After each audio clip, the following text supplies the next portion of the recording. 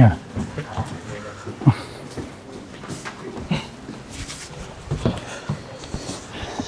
Bismillah.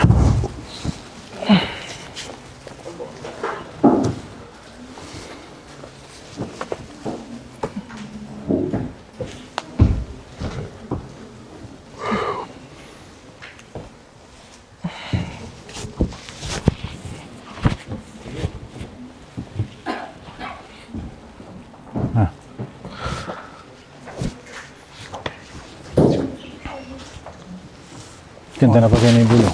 Pakai tak pakai ni. Pakai. Tak apa.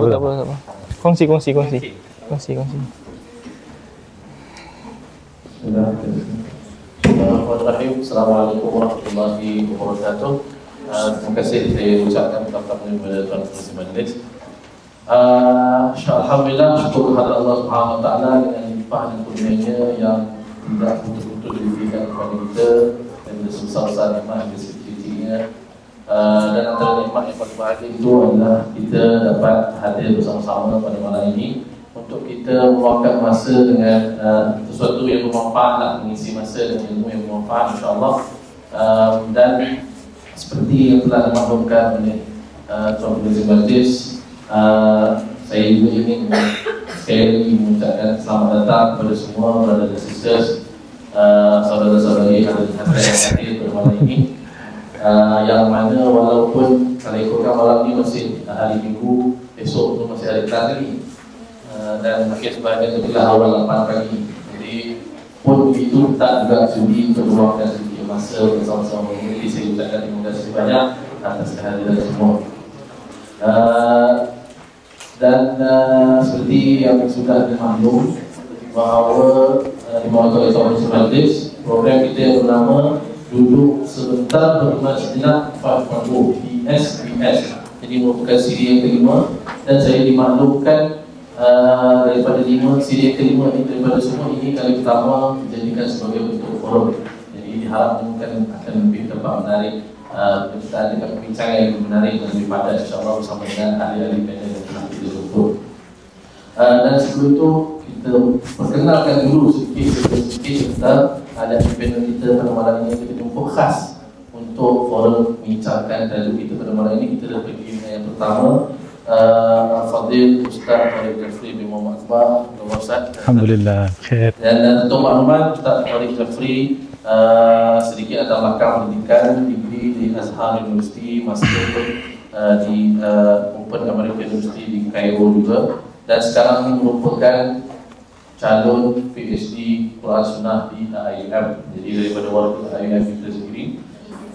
Dan antara pengalaman mengajar Ustaz Tariq, beliau merupakan ahli panel bagi TV Al-Hijrah. Kalau biasa dapat tengok TV Al-Hijrah tu, biasa akan nampak juga muka Ustaz kan. Dan bukan TV Al-Hijrah sahaja, tetapi radio Hikim sekali. Dan juga merupakan ahli panel dan tahqiq hadis Kementerian Dalam Negeri. Kemudian panel kita yang kedua, Dr. Fadil Dr. Nur Azam Khair bin Muhammad Isni. Saya Alhamdulillah. Yang mana latar belakangnya sama juga daripada Al-Azhar University, dan mendapat PhD daripada Universiti Malaya di Jabatan Quran dan Hadis. Jadi daripada situ kita tahu memang kita panggil ahli panel ni yang memang bidang dia untuk bicara, bukan daripada bidang yang tidak layak lah. Dan doktor juga merupakan technical advisor untuk ensiklopedia Mawsu'ah Hadis Al-Qiyam, juga host Hadis 114, sebuah rancangan di TV Al-Hijrah juga, dan juga sebagai internal examiner untuk candidate defense di UF. Jadi sedikit tentang kita punya ahli panel pada malam ini. Okey, kita sudah mengenal dengan ahli panel. Tajuk kita pada malam ini, bagi saya tajuk yang agak menarik, dan saya kira berdasarkan penelitian pribadi masih relevan dan masih lebih relevan isu ini. Dan juga memang isu yang takkan habis, memang setiap masa akan ada isu ini. Iaitu tajuk kita pada malam ini berkaitan dengan hadis palsu di dalam kalangan masyarakat kita di Indonesia. Jadi sebagai pendahuluan, saya saya ingin bertanya, kita akan mulakan terus forum kita malam ini. Sebelum saya lupa, format kita pada malam ini akan ada 3 round soalan. 3 round soalan, saya akan bertanya total 6 soalan. Setiap soalan dalam 10 minit untuk setiap ahli panel. Selepas 3 round ni, total 6 soalan, kita akan buka Q&A selama 15 minit. Dan siapa waktu tu kalau ada soalan yang ditanyakan boleh ke depan, boleh nanti saya tengok macam mana kalau ada cara jawab yang sesuai. Tapi boleh bertanya pada waktu tu 15 minit tu. Dan habis sesi Q&A kita akan tutup dengan kesimpulan daripada setiap ahli panel. Dan kemudian saya serahkan kembali kepada pengurusi majlis. Baik, selesai itu kita tanpa membuang masa terus kepada soalan yang pertama yang ingin saya tanyakan kepada ahli panel kita yang pertama, Fadil Ustaz Tariq. Sebelum apa-apa kita bincang tentang hadis palsu ni, saya rasa sangat-sangat penting untuk kita faham apakah yang dimaksudkan sebenarnya dengan hadis palsu itu. Dan berkaitan dengan itu juga, apa beza hadis palsu ataupun apa kaitan hadis palsu dengan satu lagi terma yang mungkin biasa dikenal kita, iaitu hadis dhaif. Sama ke, lain ke, macam mana tu? Jadi kami mohonlah pencerahan dari Ustaz untuk soalan yang pertama. Syukran. Jazakumullah khair. Stop saya kalau terlajak. Bismillahirrahmanirrahim. Assalamualaikum warahmatullahi wabarakatuh. Alhamdulillah wassalatu wassalamu ala Rasulillah Sayyidina Maulana Muhammad ibn Abdullah wa ala alihi wa sahbihi wa man walah. Thumma amma ba'd. Terima kasih Al-Fadil Al-Mukarram Ustaz Ammar, yang dikasihi sahabat saya Al-Fadil Dr. Azam Khair, barisan kepimpinan Steadfast IUM, para kepimpinan Majlis Ta'lim An-Nur Matan, seterusnya adik-adik pelajar yang dirahmati Allah Subhanahu Wa Taala. Alhamdulillah, kita berada dalam satu majlis ilmu yang sangat mustahak. Jadi untuk menjawab soalan tadi, pertama, apakah yang dimaksudkan hadis palsu ataupun hadis maudhu'? Kalimat maudhu' berasal daripada kalimat wada'a, yada'u, wada'an ila akhir tasrif. Maudhu' maksudnya sesuatu yang direka, yang dicipta. Jadi dimaksudkan hadis palsu ni ataupun hadis maudhu' ni adalah sesuatu perkataan, perbuatan atau apa sahaja maklumat yang disandarkan kepada Nabi SAW secara dusta. Ini maksud hadis palsu. Kedua, hadis palsu ni adalah satu isu yang sangat dititik beratkan oleh para ulama ketika membahaskan ilmu hadis. Rentetan daripada sabda Nabi SAW, "Man kadzaba alayya muta'ammidan falyatabawwa maq'adahu minan nar." Barang siapa yang menipu berdusta di atas namaku, maka dia telah menempah tempat duduknya dalam neraka. Hadis ni hadis yang sahih, bahkan hadis mutawatir. Bahkan inilah satu-satunya hadis mutawatir lafzi menurut para ulama, hadis yang sangat kuatlah. Jadi hadis inilah yang menjadi batu asas kenapa para ulama begitu tegas dan keras di dalam usaha membendung hadis palsu ni. Besarnya masalah hadis palsu ni sampailah ke peringkat, kata Imam Suyuti, satu-satunya dosa besar yang ada setengah ulama berpandangan siapa buat dosa besar ni dia boleh dibunuh. Ini je. Ada pandangan, tapi pandangan ini ada pertikaian lah. Ini adalah pandangan yang dinisbahkan kepada Imamul Haramain, Imamul Juwaini, menyatakan siapa yang sengaja menyebarkan hadis palsu maka hukuman dia dibunuh. Tapi pandangan ini bukan pandangan muktamad. Ini bukan pandangan rajih. Kemudian dibangkang oleh ulama-ulama seterusnya. Tinggal lagi adanya pandangan ni, dia memberi gambaran kepada kita betapa bahayanya hadis palsu. Sampai ada ulama berpandangan orang yang sebarkan hadis palsu dengan sengaja boleh dibunuh, walaupun ini bukan pandangan yang muktamad. Okey, jadi kewujudan pandangan ni dalam istilah usul fiqh dipanggil faidatul khilaf. Jadi adanya pandangan ni dia bagi kita gambaran berat tak berat masalah hadis palsu ini. Dan perkara ini kita boleh detect dengan logik akal je. Okey, kita sebagai seorang manusia, kita takkan reda kalau ada orang buat satu cerita dan dia nisbahkan kepada kita cerita tersebut, even kalau cerita itu cerita yang baik. Okey, cuba kita bayangkan contoh saya tengok Ustaz Ammar tengah belajar study tengah malam. Saya kata, Ustaz Ammar, tak payahlah study sangat, besok cuti. Dia pun tanya, mana tahu besok cuti? Ada lecturer bagi tahu besok cuti. Dia pun tidur. Niat saya baik, nak bagi dia rehat. Tapi saya buat cerita atas nama lecturer. Agak-agak kalau lecturer tu tahu, marah tak dia? Confirm lah marah kan? Orang buat cerita dan nisbah secara dusta dan palsu kepada Nabi SAW. Walaupun cerita ni mungkin cerita yang bermanfaat ke, baik ke, tak kisahlah. Tapi penisbahan itu dusta. Maka di sini datangnya bahaya hadis palsu. Apatah lagi setiap satu perkara yang dinisbahkan kepada Nabi SAW itu termasuk dalam agama. Apa-apa nisbah kepada Nabi, dia dah jadi satu part of our deen. Bila kita nisbah kepada Nabi, actually secara tak langsung kita telah nisbahkan perkara itu kepada Allah Subhanahu Wa Taala. Sebab bila kita belajar ilmu hadis, kita belajar makanatus sunnah an-nabawiyah, as-sunnatu tanqasimu al-wahyu tanqasimu ila naw'aini, wahyun matlubun wa wahyun ghairu matlubin. Wahyu di sisi para ulama hadis terbagi kepada dua. Wahyu yang dibaca, which is Quran. Yang kedua, wahyu yang tidak dibaca, which is hadis. Bila kita kata ini dinisbah kepada Nabi, maksudnya kita telah mendakwa ini adalah wahyu daripada Allah Subhanahu Wa Taala.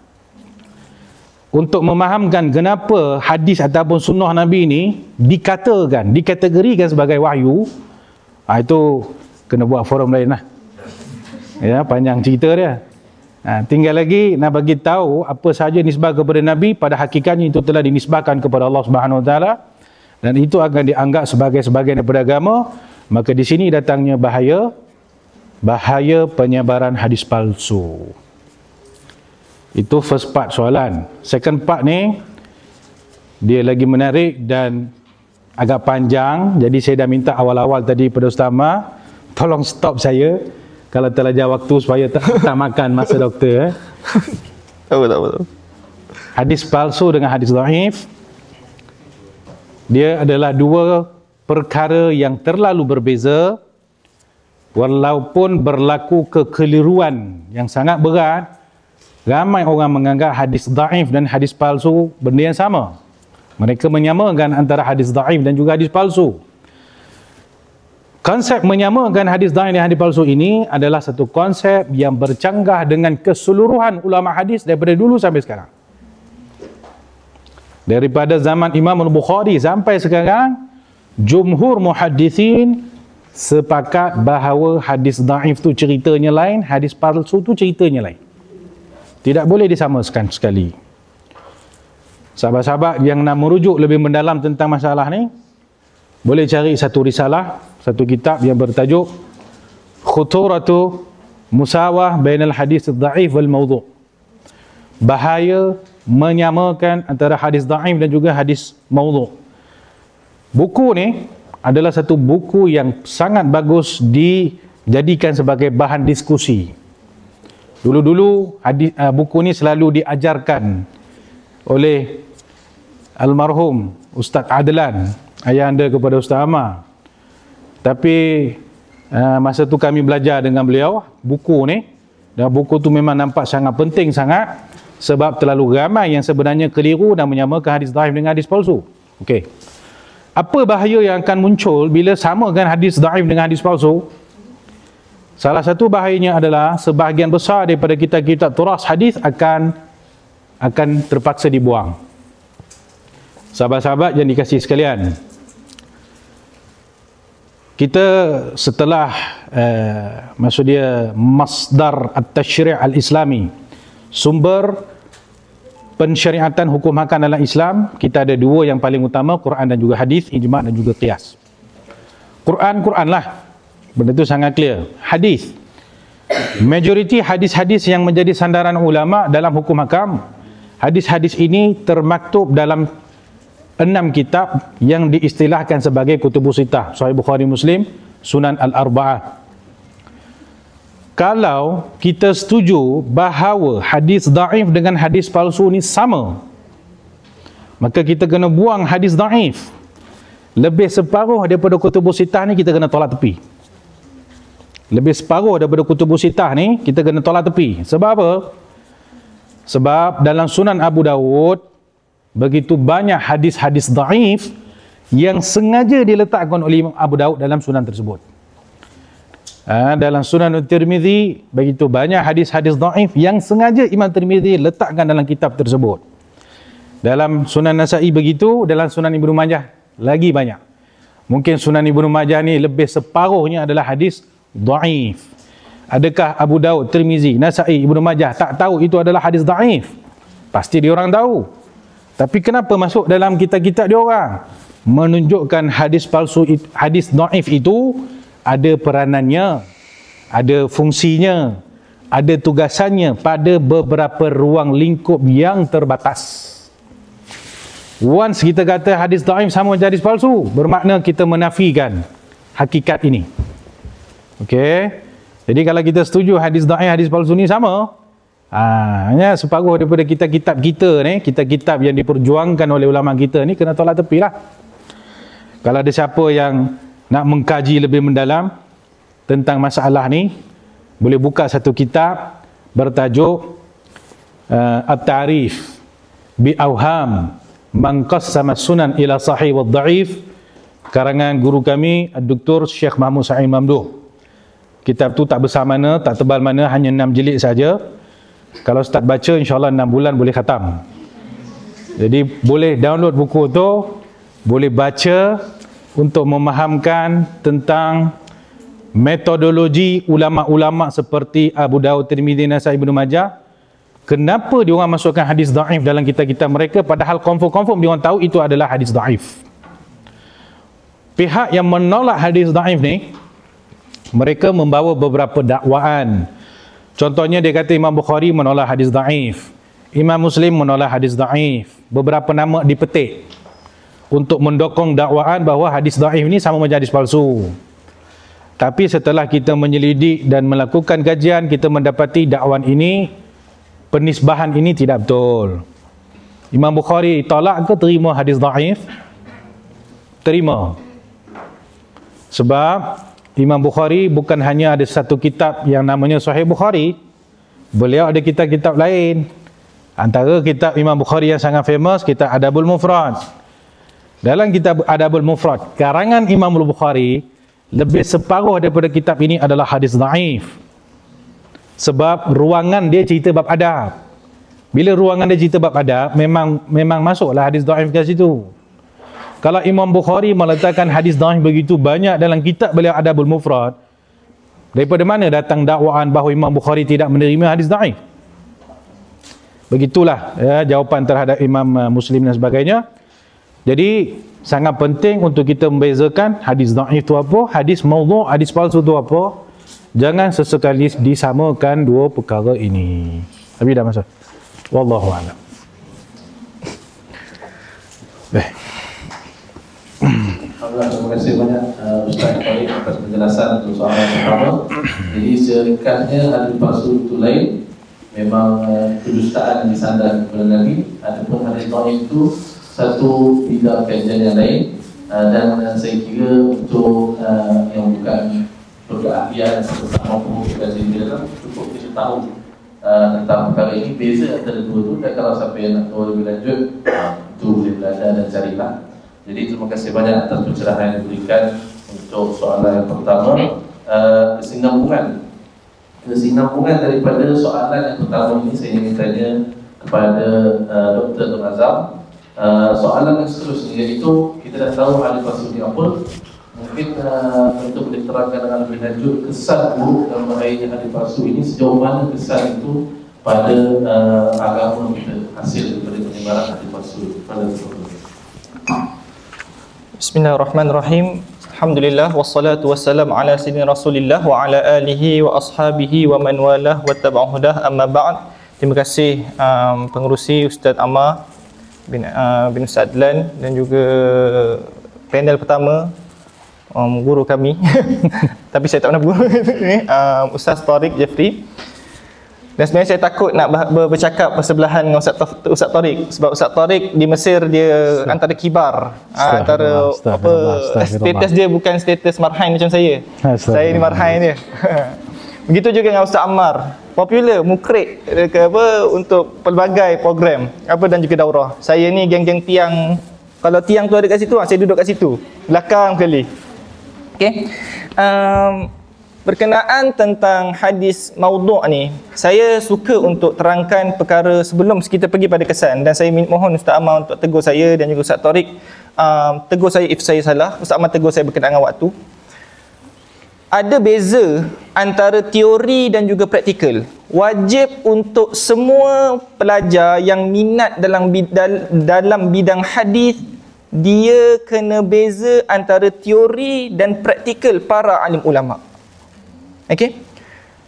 Kalau awak pergi kepada kurun yang awal, sebagai contoh kitab Ulumul Hadis yang antara yang terawal selepas Ramah Hurmuzi, kitab Ma'rifatul Ulumul Hadis karangan Al-Hakim An-Naisaburi, Imam Hakim.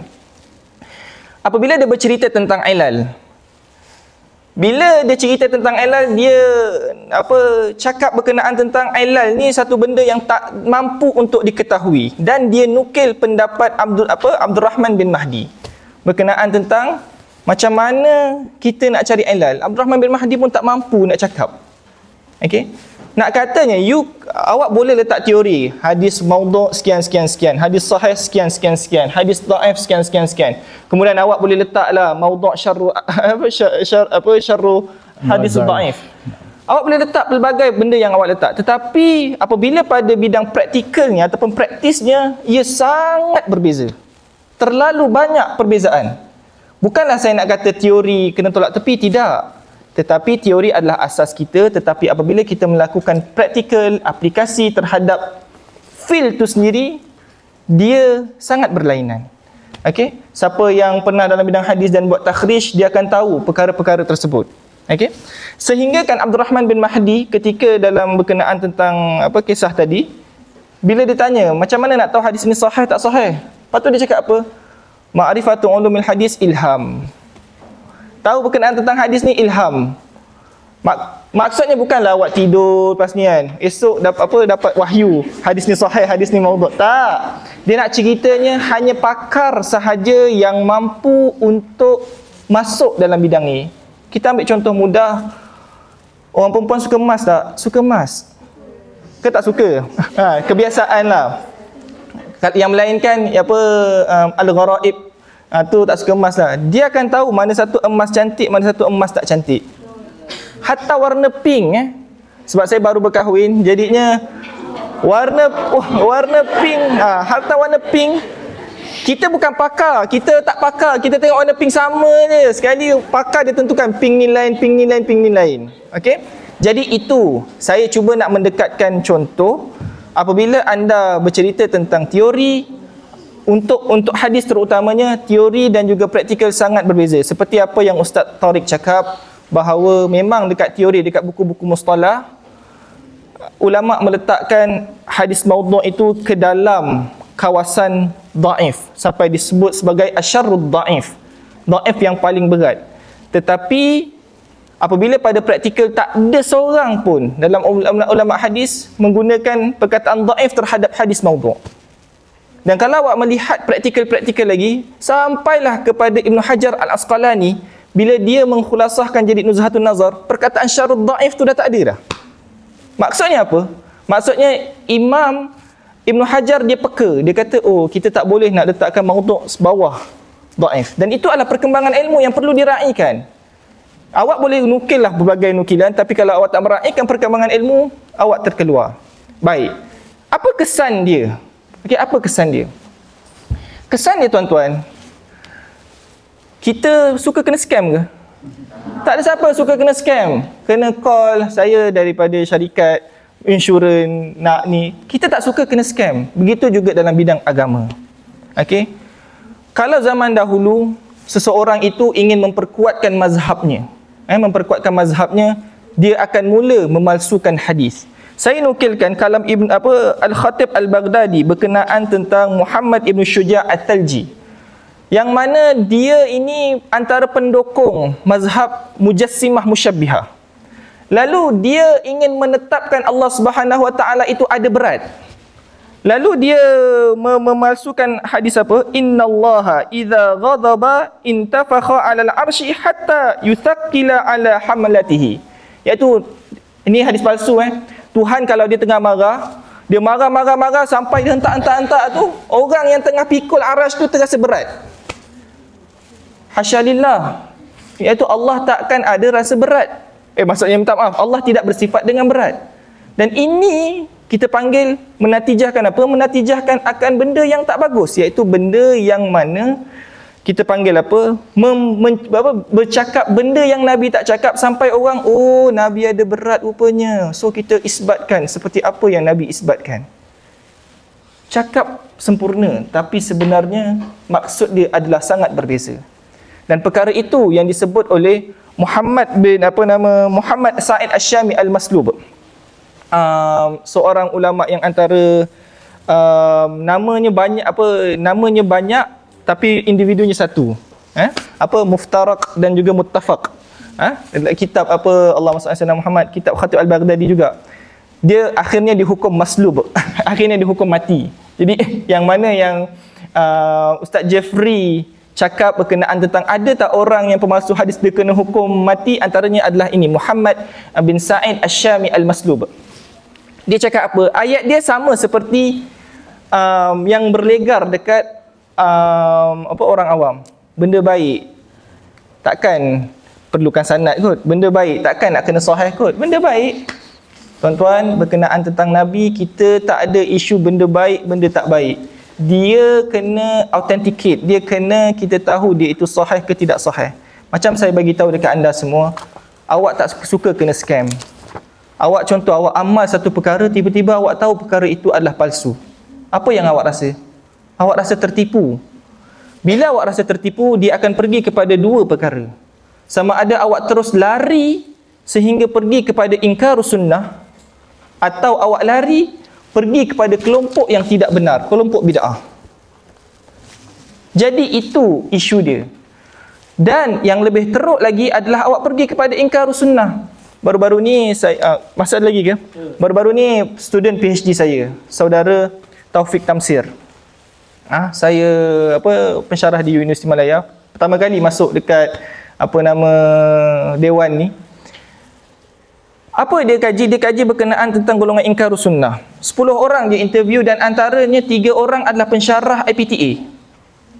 Tak boleh bagi tahu IPTA mana. Nanti kena tangkap sebab dia etika code research kan. Pensyarah IPTA di utara. Utara ada banyak negeri.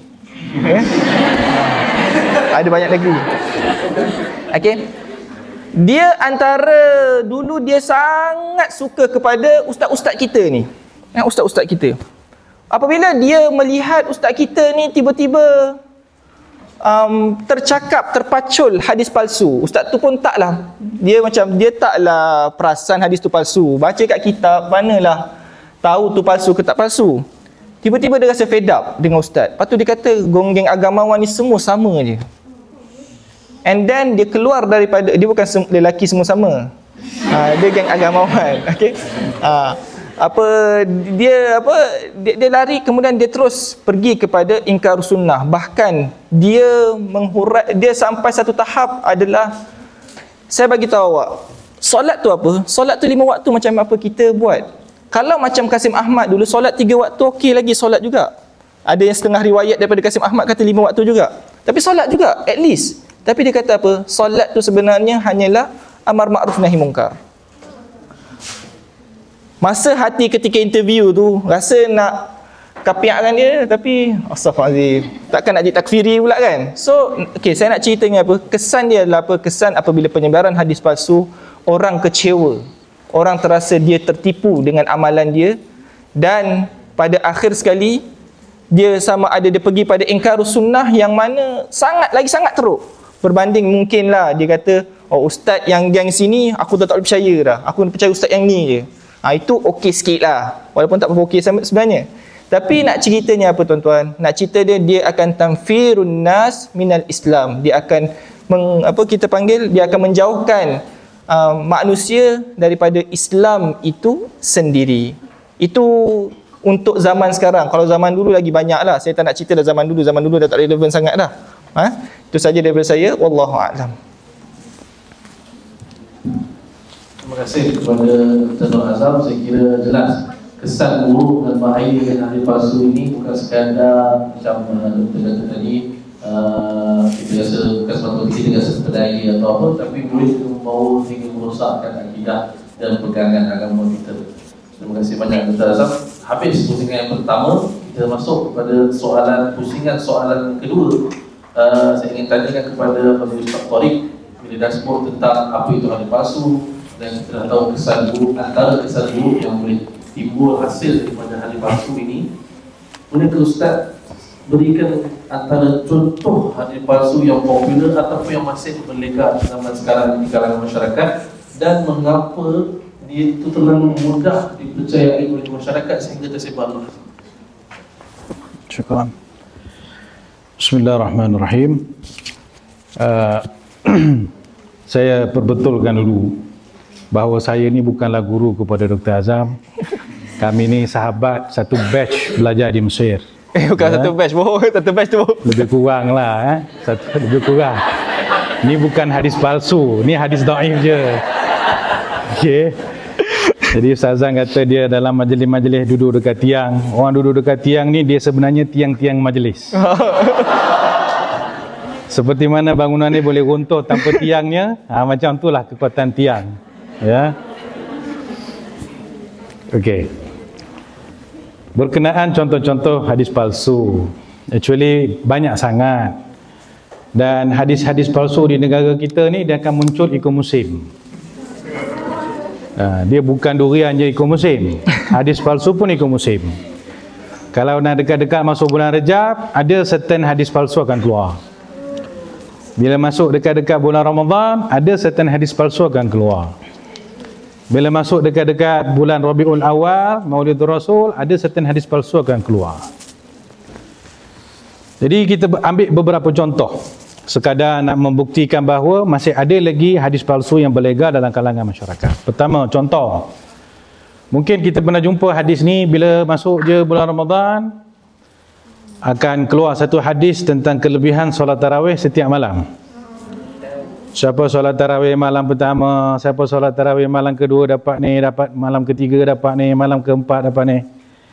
Jadi hadis yang menyebut tentang kelebihan solat tarawih setiap malam itu hadis palsu. Kan? Tiba-tiba kita jumpa ada satu malam tu masjid tu penuh dengan orang lelaki. Orang lelaki penuh masjid. Bila kita tanya kenapa malam ni tiba-tiba masjid tu banjir dengan orang lelaki ramai, rupa-rupanya dalam hadis tu disebut siapa solat tarawih pada malam tersebut dia akan dapat 1000 orang bidadari dalam syurga. Patut orang lelaki ramai. Kan? Malam lain tak ramai sebab tak dapat bidadari. Kalau sabitlah hadis tu, of course lah, ya, lelaki semua pergi masjid malam tu. Tapi hadis tu hadis palsu. Jadi orang lelaki nak dapat bidadari, dia kena cari hadis lain. Jangan ambil hadis tu. Nanti cari apa dia amalan-amalan yang kalau dilakukan dijanjikan dengan bidadari dalam syurga. Ya kan? Orang lelaki zaman ni dia dah penat dengan bidadari dunia. Jadi dia kena cari bidadari syurga cepat. Okey. Itu contoh ya. Antara contoh hadis palsu yang ada kalanya berlegar disebarkan dalam Facebook, dalam Twitter, dalam grup-grup WhatsApp, kan? Kita dapat hadis-hadis macam tu, time tu lah kita rasa iman kita naik, bertakwa lah kita, time tu lah beria nak hantar hadis tu dekat grup-grup lain. Kan? Padahal hadis tu hadis palsu. Contoh satu. Contoh dua.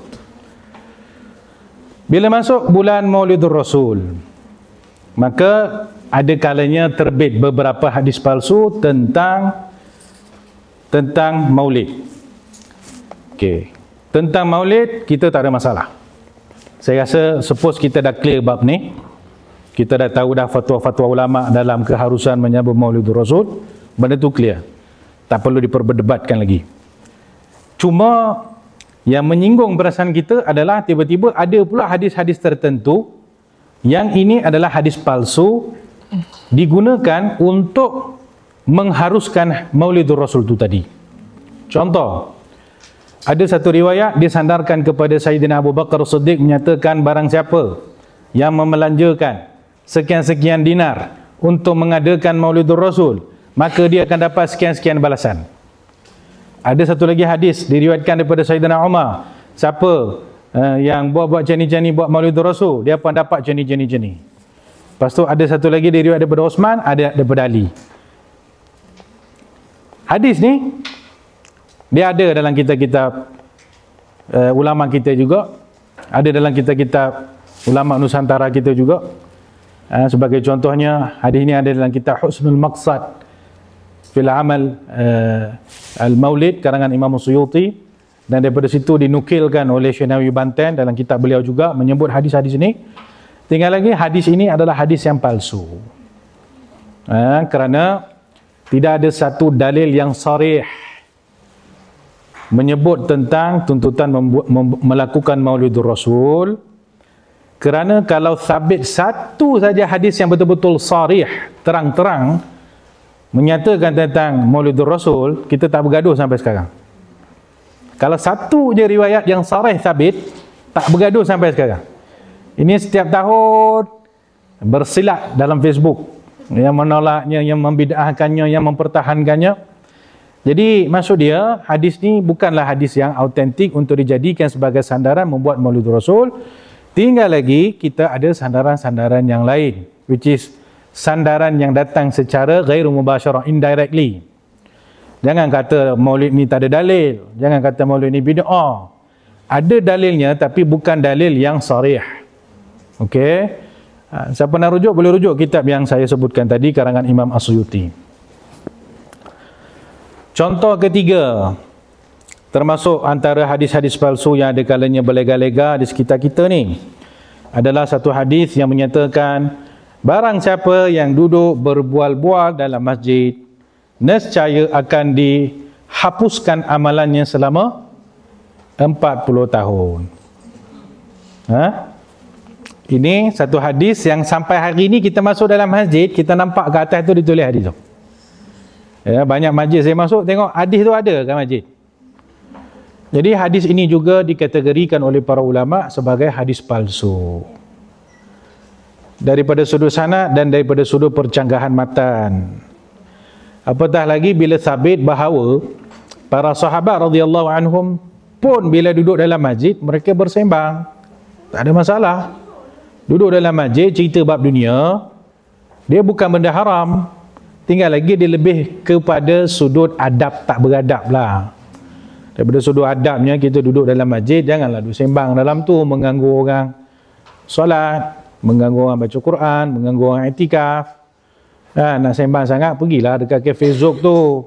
Ini nak sembangnya pergi masjid, sembangnya pergi masjid. La ilaha illallah. Jadi daripada sudut adab ni memanglah tak beradab sembang dalam masjid. Tapi daripada sudut hukum, dianya harus hukum dia.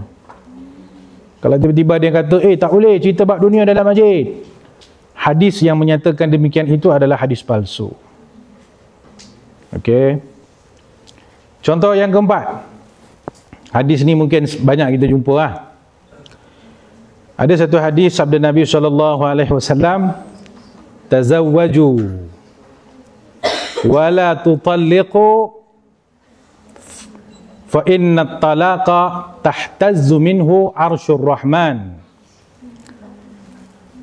Tak terjemah pun faham kot hadis ni kan. Hadis-hadis macam ni laju orang faham. Hadis lain, maksud hadis ni kata Nabi, berkahwinlah kalian dan janganlah kalian menceraikan, talak. Kerana sesungguhnya talak itu menyebabkan arasy Allah bergegar. Hadis yang selalu kita dengar. Ada kalanya berlega-lega lah dalam masyarakat kita hadis ni. Jadi hadis ini juga dihukumkan palsu oleh Imam Ibnul Jauzi dalam Mawdu'at, Imam Suyuti, Imam Saghani, Imam Ibn Tahir Al-Hindi, ramai yang menghukumkan hadis ni adalah hadis yang palsu. Kita kena fahamkan juga satu poin penting bila berbicara tentang hadis palsu. Satu, yang kita kata hadis palsu tidak semestinya makna dia salah. Tak semestinya makna dia salah. Boleh jadi maknanya betul. Tapi kepalsuan itu adalah pada menisbahkan kenyataan ini kepada Nabi SAW. Bila Nabi kata tazawwaju, kahwinlah kalian, takkan kita nak kata palsu ni. Berpuluh lagi hadis-hadis lain yang menggalakkan perkahwinan. Sabda Nabi SAW, istaftahu abwabar rizqi bin nikah. Ketuklah pintu-pintu rezeki dengan cara bernikah. Ya, ni bukan kursus suruh kahwin cepat. Tapi nak kata banyak hadis-hadis suruh kahwin. Maka hadis ni kata tazawwaju, berkahwinlah. Kat situ dia tak ada masalah. Tinggal lagi penisbahan tazawwaju wala tutalliqu ni, penisbahan pada Nabi adalah penisbahan yang palsu. Adakah ni bermakna tak ada apa-apa masalah kalau berlaku perceraian? Biasanya orang yang bila berbicara tentang cerai, kat Malaysia ni banyak perceraian ni tak bagus, tolak ni teruk apa semua, dia petik hadis ni. Dia kata, tengok, cerai ni menyebabkan arasy Allah bergegar. Talak ni baik ke buruk ke, tu satu topik. Menjadikan hadis ni untuk menyokong kenyataan kita, ini adalah satu topik yang berbeza. Sekarang ni kita sedang membicarakan hadis ni bukan hadis yang palsu untuk menyokong kenyataan kita tadi. Saya suka juga apabila kita berbicara tentang at-talaq ni, masalah perceraian yang begitu banyak dalam Malaysia, dan masalah perceraian bukan masalah terbesar di negara kita. Ada banyak lagi masalah lain yang perlu diselesaikan sebelum berbincang tentang masalah perceraian dan kehancuran rumah tangga. Teruk tak teruk cerai ni, benda tu dilakukan oleh Nabi SAW. Kalau kita setuju, tolak ni menyebabkan arasy Allah bergegar. Nabi pun pernah ceraikan isteri Nabi. Jadi takkanlah tolak itu something yang terlalu teruk sangat. Padahal benda tu dilakukan oleh Nabi. Kan? Jadi maksud saya sekarang ni adalah tolak ni bukanlah benda yang bagus, sebab dalam satu hadis yang lain Nabi sebut abghadul halal ila Allah at-talaq. Benda halal yang paling Allah tak suka itu adalah tolak. Betul. Tapi tak adalah sampai benda tu satu benda yang haram, berdosa besar sampai menggegarkan arasy Allah. Itu adalah sesuatu yang melampau dan hadisnya hadis palsu. Okey, kalau nanti hujung nanti ada apa-apa soalan dan tanya, kita boleh berbincang tentang hukum hadis ke apa semua.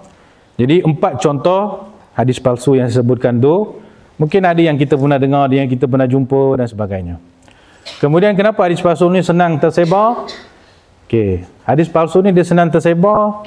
Mungkinlah salah satu punca paling utama adalah hadis palsu biasanya tersebar bukan melalui orang-orang jahat.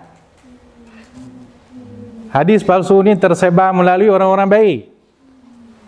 Hadis palsu ni akan tersebar melalui orang-orang soleh. Hadis palsu ni tersebar dengan para ustaz-ustaz bila ceramah, membacakan satu hadis yang dia main kutip je, tekan dekat Google, dia pun baca, ni bagus ni hadis ni. Dia pun ceramah dekat orang tanpa dia selidik dulu, dia terbaca hadis itu di hadapan orang ramai. Dapat pula orang ramai itu pacu-pacu macam-macam, semua geng-geng menulis, mencatat, tulis. Habis kuliah tu buat pula status WhatsApp. Bagus ustaz ni berkongsikan hadis-hadis yang kami tak pernah dengar. Yang terlebih rajin, dia tulis balik dekat WhatsApp, dia forward dekat 1000 grup.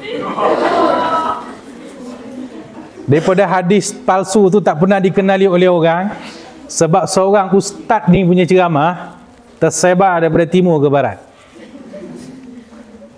Ini bukan masalah sekarang, daripada zaman dulu sampai sekarang yang menjadi asbab tersebarnya hadis palsu adalah sebahagian daripada orang-orang baik.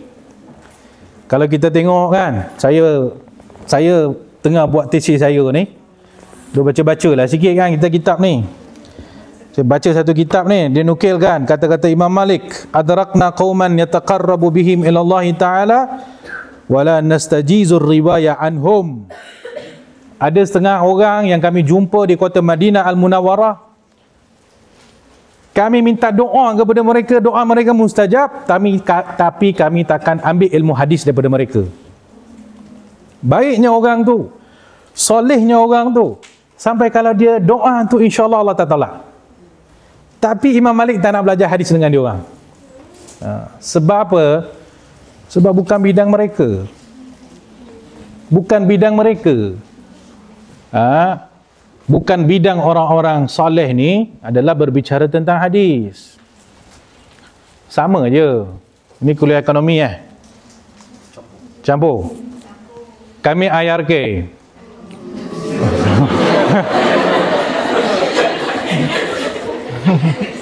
Tiba-tiba datang geng-geng IRK ni nak membicarakan tentang formula-formula tentang ekonomi. Lagi dahsyat, berbincang tentang ekonomi kapitalisme ataupun komunisme punya sistem ekonomi. Agak-agak orang boleh terima tak? Kan? Ustaz contohnya belajar usul fiqh, tiba-tiba duduk dalam qaid mengajar pedagogi. Bidang yang berlainan. Orang belajar medik, tiba-tiba duduk cerita takhrij hadis. Bidang berlainan. Maka pada zaman macam tu, orang yang banyak beribadat, berzikir, duduk di masjid, tapi mereka tak belajar ilmu hadis, tak diambil ilmu hadis daripada mereka. Ilmu hadis diambil daripada ahlinya, seperti mana setiap daripada kita mengambil ilmu daripada ahlinya. Kan? Pergi jumpa geng-geng iCall, tanya dia nak makan ubat apa kalau sakit kepala. Geng iCall tu pula lah cari ChatGPT juga. Baik cari sendiri. Kan tak kena, dia punya bidang-bidang tu tak kena kan? Tak masuk akal. Maka inilah konsep yang dibawa oleh ulama zaman dulu. Ilmu hadis dia ambil daripada ahli hadis. Bukan daripada semua orang yang duduk kat masjid kita boleh ambil ilmu hadis. Maka salah satu sebab kenapa zaman ni hadis palsu senang tersebar, kerana hadis palsu ni keluar daripada mulut orang-orang baik. Ustaz-ustaz yang ceramah, bagi tausiah, bagi tazkirah, memanglah dia tak sengaja, betul lah tu. Dia tak sengaja. Kan, dia dapat hadis tu, dia pun syarahkan hadis tu. Tapi benda tu tersebar. Orang akan terima dengan hati yang begitu lapang. Bila kita kata hadis ni hadis palsu, cik, takkanlah ustaz tu menipu, dia kata. Tak, ni bukan masalah ustaz tu menipu, masalahnya ustaz tu sendiri tertipu.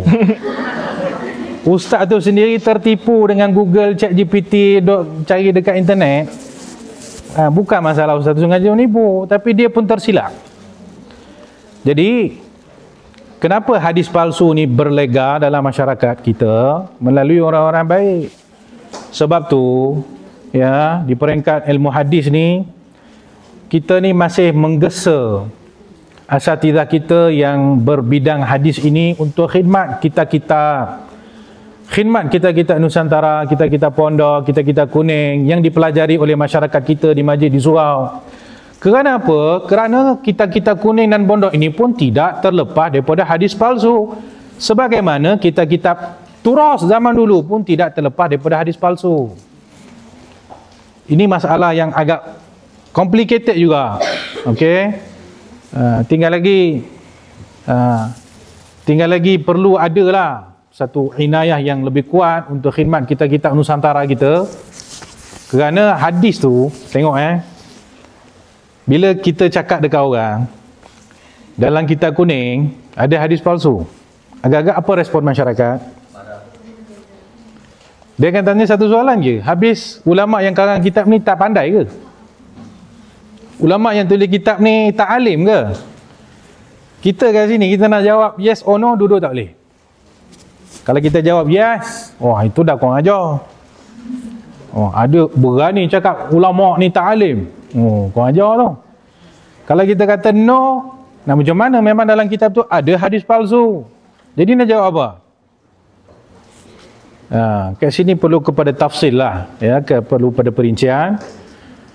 Jadi poin dia, bila hadis-hadis ada dalam kitab-kitab yang muktabar, kitab-kitab yang hebat-hebat dalam kitab kuning yang dipelajari, daripada sini dia akan tersebar sikit-sikit hadis palsu. Habis ke masa saya? Habis. Saya kalau ada masa nanti saya akan sentuh sikit pasal isu hadis-hadis palsu dalam kitab Ihya Ulumuddin. Kerana apa? Kerana kebanyakan kitab-kitab turas kita, dia mesti akan ambil daripada kitab Ihya Ulumuddin Imam Al-Ghazali. Dan saya anggap pada zaman ini kitab Ihya Ulumuddin ini antara kitab yang dizalimi oleh umat Islam. Kalau ada masa saya cerita. Wallahu a'lam.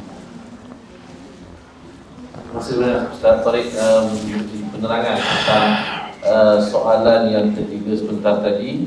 Selain contoh tu dan mengapa mudah untuk disebar luas, antaranya adalah disebabkan bukan tangan-tangan jahat tapi orang-orang baik, orang soleh yang tersilap mungkin. Dan berkaitan dengan soalan itu, saya ingin sambung soalan yang seterusnya dan tuju kepada Nur Azam. Seperti yang Ustaz Tariq sebut, orang-orang soleh, orang-orang baik. Jadi zaman kita ni termasuk penceramah sendiri, asatizah, ustaz-ustaz sendiri yang ada di meja-meja ceramah ni, mengapa sebahagian mereka ini suka berkongsi hadis-hadis ini yang tanpa menyimak kesahihan hadis tersebut? Adakah puncanya itu daripada kurang ilmu atau sikap tidak hati-hati atau bagaimana? Allahumma salli ala Sayyidina Muhammad. Sebenarnya banyak perkara yang sepatutnya saya jawab ni dah terjawab sebelumnya. Tapi ini berkenaan tentang penceramah kita, para asatizah kita, para agamawan kita, yang mana mereka ini boleh terbaca ataupun mengajar hadis-hadis yang mana kita katakan tidak autentik. Baik, realiti kena faham, bidang hadis terutamanya bidang yang saya kira dia apa saya nak kata, dia susah je. Dia bukanlah terzalimi, tetapi dia dipinggirkan. Dia dipinggirkan satu, tetapi dia dipandang serong. Okey, sebab dia ada beberapa sebab. Sebab pertama, berkemungkinan setelah sekian lama bidang ini dipenuhi oleh orang-orang yang selalu judge orang. Kita suka ke orang judge kita? Tak suka. Dan itu pertama. Yang kedua pula, dah judge, dia perli lagi. Dan dia merendah-rendahkan lagi. Apabila berlaku perlian, rendah-rendahkan diri, orang yang terima benda tu, dia akan, boleh ke dia adapt ataupun boleh ke dia terima teguran tersebut? Tak boleh. Sebab dia dah kena perli dah. Itu yang pertama. Yang kedua, dipinggirkan. Maksudnya apa? Hatta kalau saya boleh pinjam kod berkenaan tentang dizalimi. Saya cerita berkenaan tentang UM. Saya tak nak cerita berkenaan dengan UC IRK. Sebab kita bukan IRK. Okay. Tapi isteri saya orang UIA. Cuma dia bukan IRK. Dia IIBF. Bank and Finance. So kita tiba ala kulli hal, dimaksudkan dizalimi itu adalah para kita panggil pelajarnya, para pelajarnya sepanjang saya daripada 2021 buat PhD, kemudian menjadi tutor dekat UM, kemudian jadi pensyarah, lebih kurang 4 tahun mengajar. Subjek takhrij, subjek ulumul hadis dan segala bagai. Student kami, minta maaf sahabat-sahabat UM, saya punya student tidak berani dalam mentakhrij hadis. Itu pelajar bidang hadis, tapi tak berani nak bagi hukum terhadap hadis tu. Okey? Sifat tu bagus sebenarnya. Sebab kalau kita baca kitab Muqaddimah Sahih Muslim, yang mana Imam Muslim membahagikan mukaddimahnya kepada 8 bab. Bab pertama berkenaan tentang riwayat daripada thiqat, bab kedua berkenaan tentang tahzir menipu, man kadzaba alai muta'ammidan. Memang betul kita takut nak menghukumkan hadis itu sahih ke, hasan ke, dhaif ke, dhaif jiddan ke ataupun maudhu'. Takut apa? Takut kita menipu ke atas Nabi sebab kita meletakkan hukum yang salah. Okey? Tetapi bila dia terlampau takut, dia tak berani, dia menatijahkan pelajar yang hanya taklid buta sahaja, ataupun kita panggil sebagai mere repetition. Dia repeat sahaja, orang sebut apa, orang sebut apa, orang sebut apa. Apabila kita lahirkan mahasiswa sedemikian rupa, dia akan jadi pak ustaz juga. Bila jadi pak ustaz, dia pun tak boleh apply ketika dia baca kitab-kitab tersebut, kitab-kitab kuning yang mana Ustaz Tariq Jeffrey sebutkan. Itu yang pertama. Yang kedua,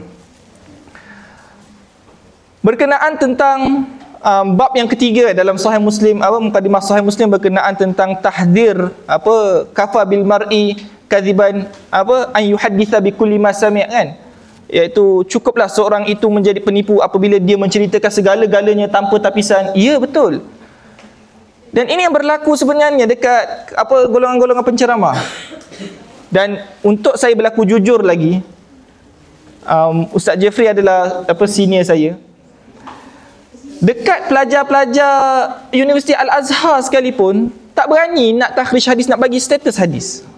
Mereka belajar ulumul hadis memang tip-top, daripada Nuzhatun Nazar sampailah Muqaddimah Ibn Salah, boleh dia orang belajar dan mengajar. Tapi bila pada praktikal tu, dia orang takut-takut, main tarik tali, risau untuk kita tadi, macam Ustaz Tariq kata, hadis tu palsu tapi ulama nukil, takkan aku nak lawan ulama. Boleh? Dan menarik juga, saya cuba ingin sentuh berkenaan tentang menipu ni. Sebenarnya kita kena ingat, kalau siapa ada student IRK dan mana student hadis, apa yang dimaksudkan dengan kadzib ataupun menipu di sisi ulama kita, Ahli Sunnah wal Jamaah. Di sisi ulama kita, yang dikatakan menipu itu adalah sama ada menipu secara sengaja dan tak sengaja. Di sisi Mu'tazilah adalah hanya sengaja sahaja. Tetapi yang mana yang athiman, yang mana yang berdosa, adalah yang sengaja menipu. Jadi kalau kita dah buat segala usaha untuk mentakhrij sebuah hadis, itu sudah memadai untuk keluar daripada kita sengaja nak mendustakan ke atas baginda Nabi Muhammad sallallahu alaihi wasallam. Itu yang pertama. Yang kedua, adakah ustaz-ustaz ni sengaja nak memalsukan hadis? Saya sejujurnya saya rasa mereka tak sengaja untuk memalsukan hadis. Ada ke orang yang mana dia tahu akibat memalsukan hadis masuk neraka, tiba-tiba dipalsukan hadis? Ada ke? Tak ada. Melainkan orang tu orang zindiq, orang fasik, orang yang mana memang tak nak pun kepada Islam ni.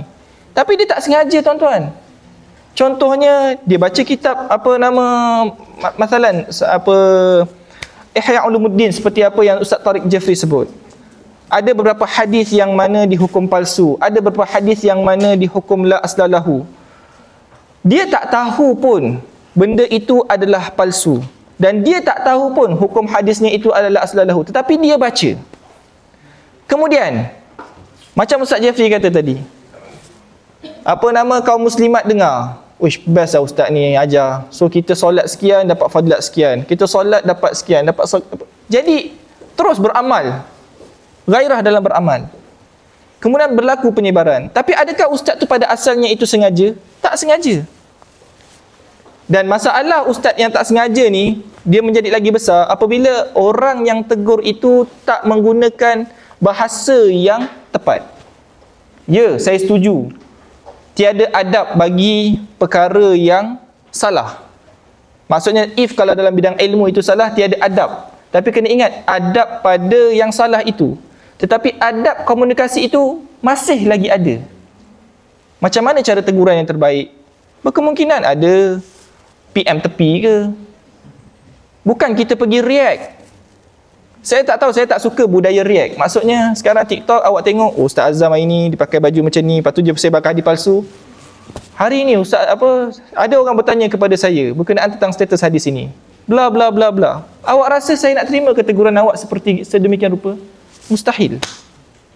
Dan bila perkara itu berlaku, mulalah pergaduhan. Katalah ustaz, label lah ustaz fulan ni sekian, lepas tu yang ni balas sekian, sampailah tak berpenghujung.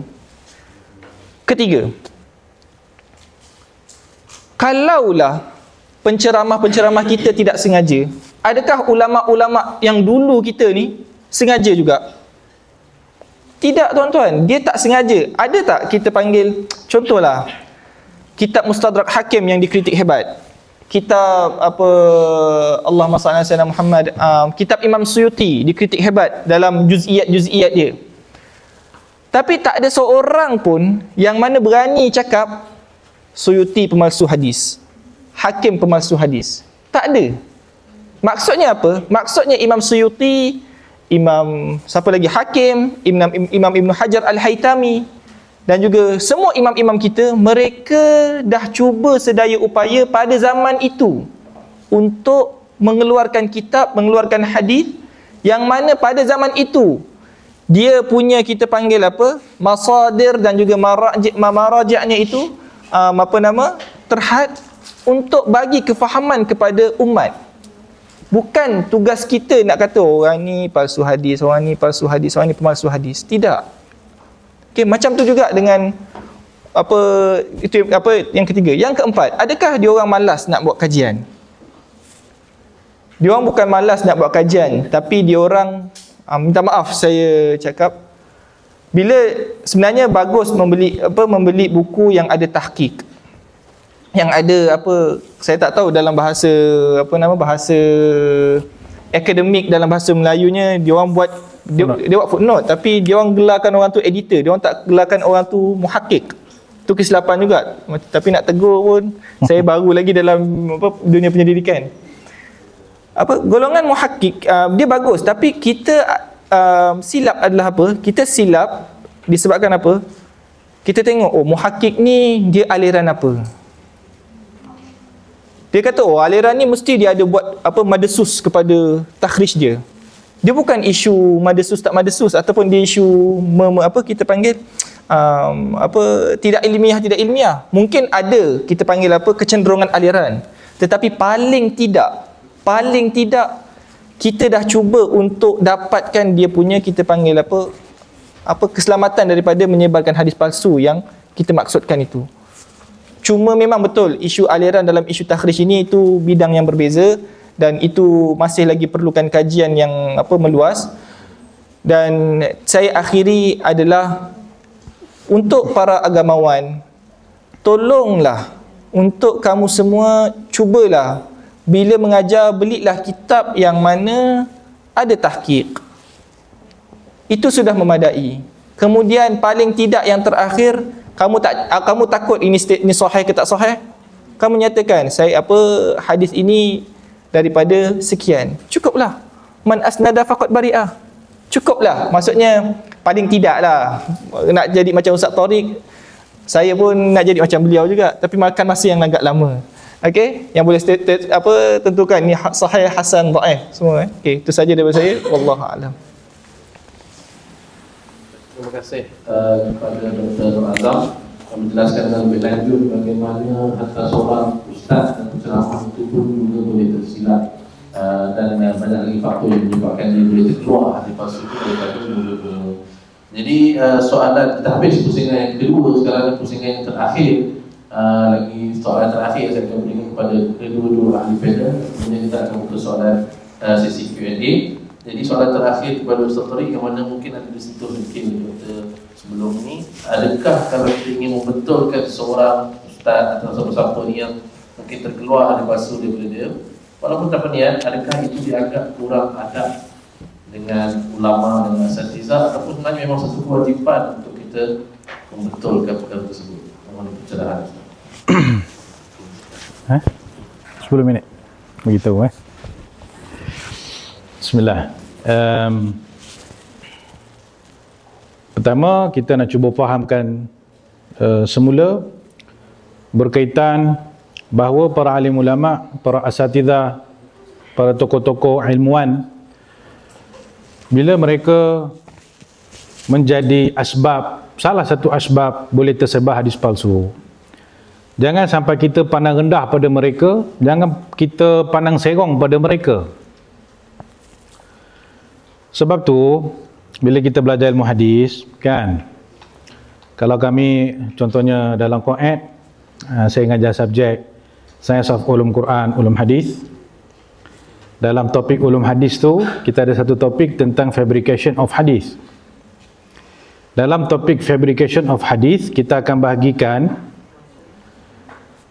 fabrication of hadis tu berlaku disebabkan dua intention.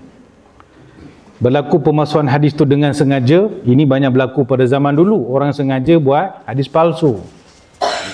Zaman dulu orang banyak sengaja buat hadis palsu. Ya, hadis palsu ni dibuat dan dijual merata. Ada seorang duduk kat pasar, dia jual terung. Orang tak nak beli terung dia.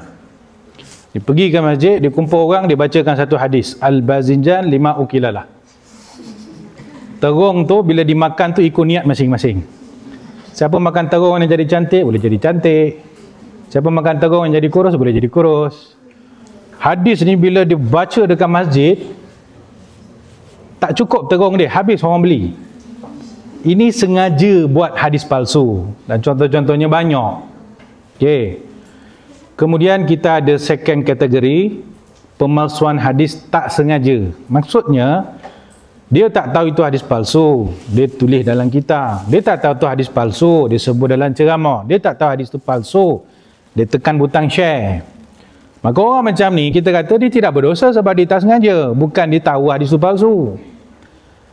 Tapi perbuatan dia menyebarkan hadis palsu tanpa sengaja itu, perbuatan itu perlu ditegur, perlu diluruskan. Bukan untuk merendahkan orang itu, tetapi supaya keburukan daripada hadis palsu ini tidak tersebar. Saya nak tarik perhatian tentang satu isu yang saya sebutkan tadi, tentang isu kewujudan hadis-hadis palsu dalam kitab Ihya Ulumuddin karangan Imam Ghazali. Sahabat-sahabat, kitab Ihya Ulumuddin ni satu kitab yang hanya boleh dikarang oleh Imam Al-Ghazali pada zaman tersebut. Tak ada siapa boleh karang sampai zaman sekarang. Sampai kan ada sebagian ulama pernah menyatakan kadal ihya'u Qur'anan. Hampir-hampir ihya itu daripada sudut komplitnya dia memberi kesan pada hati bila dipelajari, hampir-hampir ihya itu menyamai Al-Quran. Hampir-hampir ya, kalimat kada ya kadu. Okey, maksudnya hebatlah kita ihya ni. Cuma ulama bila baca kitab Ihya Ulumuddin, dia jumpa satu masalah, satu kelemahan, iaitu hadis palsu dalam tu. Jadi apa ulama buat? Apa ulama reflect pada kewujudan hadis palsu dalam kitab Ihya Ulumuddin? Adakah ulama ni ramai-ramai duk hentam Imam Al-Ghazali? Kenapa Imam Al-Ghazali masukkan hadis palsu?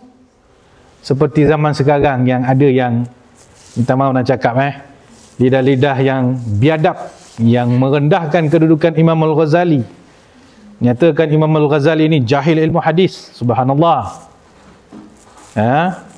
Cuba tengok kitab Ihya Ulumuddin ni, hadis-hadisnya dikhidmat oleh ulama-ulama selepas Imam Ghazali.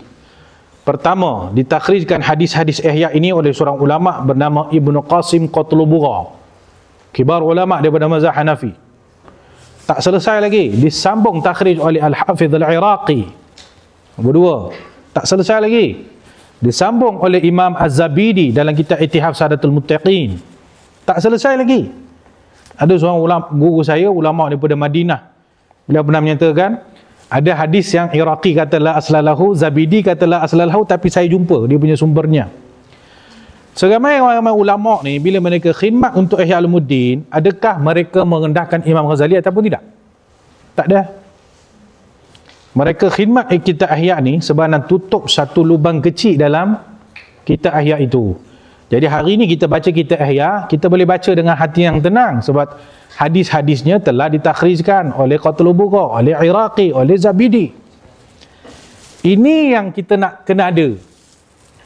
Kalau hari ni kita dengar ada orang berkempen tak payah belajar kita pondok ni, kita kuning semua tak payah. Banyak hadis palsu dalam tu.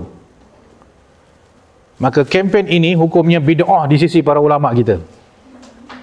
Kerana ulama kita bila tengok Ihya Ulumuddin tu ada hadis palsu, dia tak pernah kata suruh boykot kitab ni.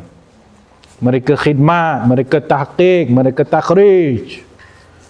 Jadi apa yang perlu dilakukan pada saat kita berjumpa dengan hadis-hadis palsu dalam mana-mana kita khidmat dengan dikata kalau boleh takhrij. Kalau kita boleh khidmat untuk kitab-kitab yang belum ada takhrij hadisnya, kita takhrijkan. Okey. Jadi adakah bila kita menegur orang-orang yang sebarkan hadis palsu ni, adakah teguran itu baik ataupun salah? Petah lagi kalau tiba-tiba kita nak menyatakan bahawa ulama-ulama sekian-sekian, syekh-syekh sekian-sekian ni ada hadis palsu dalam kitab-kitab dia orang. Adakah ini dianggap sebagai satu perbuatan yang biadab ataupun tidak? Jawapannya pastilah tidak. Kerana ini yang dilakukan oleh Imam Al-Iraqi, mengkategorikan ini boleh terima, ini tak boleh terima.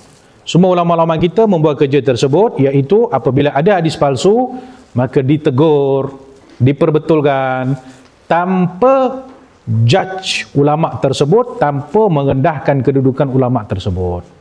Sahabat-sahabat, saya cadangkan actually kepada semua yang boleh baca kitab bahasa Arab, try baca kitab Muqaddimah kepada kitab Faidul Qadir bi Syarh Jami' Saghir karangan Imam Al-Munawi.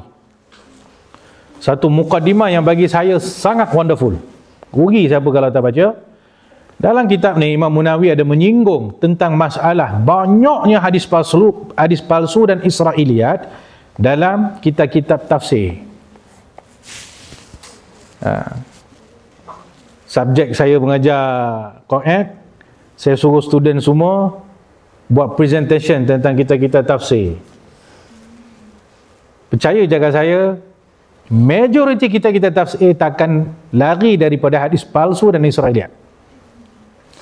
Tapi menariknya cara Imam Munawi reflect pada perkara ni. Kata Imam Munawi, benar kebanyakan kitab-kitab tafsir ni memang terlepas daripada hadis palsu. Tinggal lagi ini tidak pernah merendahkan kedudukan para alim ulama tersebut. Ini fikrah yang kita kena ada. Kita tengok ustaz tu baca hadis palsu, jangan react tiba-tiba keluar YouTube pula bantai ustaz ni. Perbetulkan dengan cara yang hormat tanpa merendahkan kedudukan dia, sebab ini yang dilakukan oleh para ulama kita. Macam mana kita nak pandang rendah kepada ulama-ulama yang tanpa sengaja termasukkan hadis palsu dalam kitab dia orang?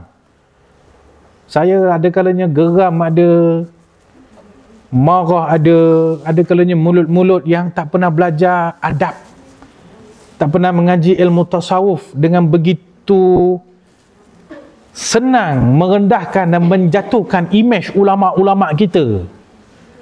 Ya, bab ni kalau nak hurai dia jadi panjang sebenarnya. Sahabat-sahabat cuba tengok ulama yang pakar dalam hadis pun belum tentu dia selamat daripada hadis palsu 100%. Nak bagi saya bagi satu contoh. Imam Az-Zahabi. Orang mengaji hadis dia akan tahulah nama Imam Az-Zahabi ni bintang besar dalam ilmu jarh wa ta'dil. Bayangkan sehebat-hebat Imam Az-Zahabi, ada juga masukkan hadis syadidud dhaif dalam kitab beliau Al-Kabair. Sampai dikritik oleh Syekh Abdul Hayy Laknawi dalam kitab Al-Ajubah Al-Fadilah. Bayangkan sehebat-hebat Imam Az-Zahabi tersilap juga masukkan hadis palsu. Sehebat-hebat Imam Suyuti, Al-Hafiz, bal Khatimatul Hufaz, ada juga tersilap masukkan hadis palsu dalam kitab Jami' As-Saghir dan kitab-kitab lain. Wow, kalau ulama hadis pun berlaku kesilapan pada mereka tanpa sengaja, terlepas masuk hadis palsu, how come you nak expect ulama selain daripada bidang hadis clear 100% daripada hadis palsu? Ini ulama tafsir, dia tidak terlalu mendalami ilmu hadis, maka bila ditulis tafsir tersilap masuk hadis palsu. Ini ulama tasawuf, ini ulama fuqaha, ini ulama ahlul kalam. Bila mereka tulis kitab, dia termasuk hadis-hadis tersebut secara tak sengaja. Janganlah blame, janganlah tembak. Ini perkara yang sangat penting ya, supaya kita jangan terikut-ikut orang-orang yang merendahkan kedudukan para alim ulama kita, para asatidzah kita. Hari ini kita boleh sembang sebab kita ada martabat syamilah dengan ChatGPT. Apa hadis nak tahu, pak masuk ChatGPT. Kan? ChatGPT tu pun jawab merapu-rapu dan kita rasa pada tu jawapan yang betul. Kita tekan dekat syamilah, kita boleh jumpa sumber dia. Zaman mereka tak ada syamilah, tak ada ChatGPT apa semua. Okey. Jadi kita berkewajipan menegur tentang hadis palsu tanpa merendahkan kedudukan siapa-siapa pun yang menjadi sebab kepada tersebarnya hadis palsu tersebut. Mengingatkan masyarakat tentang hadis palsu ni, dia termasuk dalam satu part of hadis Nabi SAW. Nabi bersabda, ad-dinu an-nasihah. Agama itu adalah nasihat. Ulama bila huraikan hadis ni, nasihat untuk Allah, nasihat untuk Rasul. Bab nasihat untuk Rasul ni, salah satu konsep nasihat untuk Rasul ni adalah memastikan yang tersebar itu hanya kata-kata Rasul yang sahih ataupun yang sabit. Maksudnya, kita berjuang untuk membasmi hadis-hadis palsu, itu termasuk dalam bab an-nasihah li Rasulillah sallallahu alaihi wasallam. Kita mengingatkan masyarakat bahaya hadis palsu ni, itu termasuk dalam bab an-nasihatu lil muslimin. Kita sedang berjuang untuk menyelamatkan umat Islam daripada terjebak masuk dalam hadis-hadis palsu yang boleh membabitkan, mengacau akidah dan sebagainya. So, tidak ada erti kita kata, dia ni ustaz, kita tak boleh tegur. Kita tegur, bukan tak tegur, tapi tegur dengan cara yang berhemah. Ini ulama besar, takkan dia tersilap? Tak, ulama besar boleh tersilap, tapi kita ada adab dan cara yang sangat hormat untuk membetulkan kesilapan tersebut. Okey, saya rasa sekadar itu dulu kot. Terima kasih banyak Ustaz Farid atas pencerahan berkaitan dengan teguran kepada mereka yang mungkin tidak sengaja menyebabkan hadis palsu dan cara-cara yang kita pilih. Cara terbaiklah untuk kita betulkan kesilapan itu. Dan soalan terakhir kepada Ustaz Farid, dan juga sekarang ini soalan terakhir kepada Dr. Nur Azam, iaitu saya kira soalan yang lebih praktikal, di mana kita atau kami sebagai orang awam ini, apakah yang perlu dilakukan bila terjumpa ataupun mendengar suatu hadis itu palsu, dan sebagai orang awam juga, apakah cara yang paling mudah, paling praktikal untuk kami semak sesuatu hadis itu? Silakan. Baik, Allahumma salli ala sayyidina Muhammad. Saya pasti semua nak balik awal hari ini, so saya tak akan ambil masa panjang. Okey. Berkenaan tentang hadis palsu dan apa kaedah yang terbaik, sebelum tu saya cuba nak sambung sedikit apa yang Ustaz Tariq sebut tadi berkenaan tentang adab terhadap para ulama. Tuan-tuan, Imam Malik bin Anas, mazhab Maliki, semua orang kenal.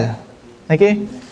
Imam Ahmad pernah cakap pasal Imam Malik bin Anas ni, dia kata apa? Kana min athbatin nas. Dia tu antara orang yang paling sabit, paling kukuh hafalannya.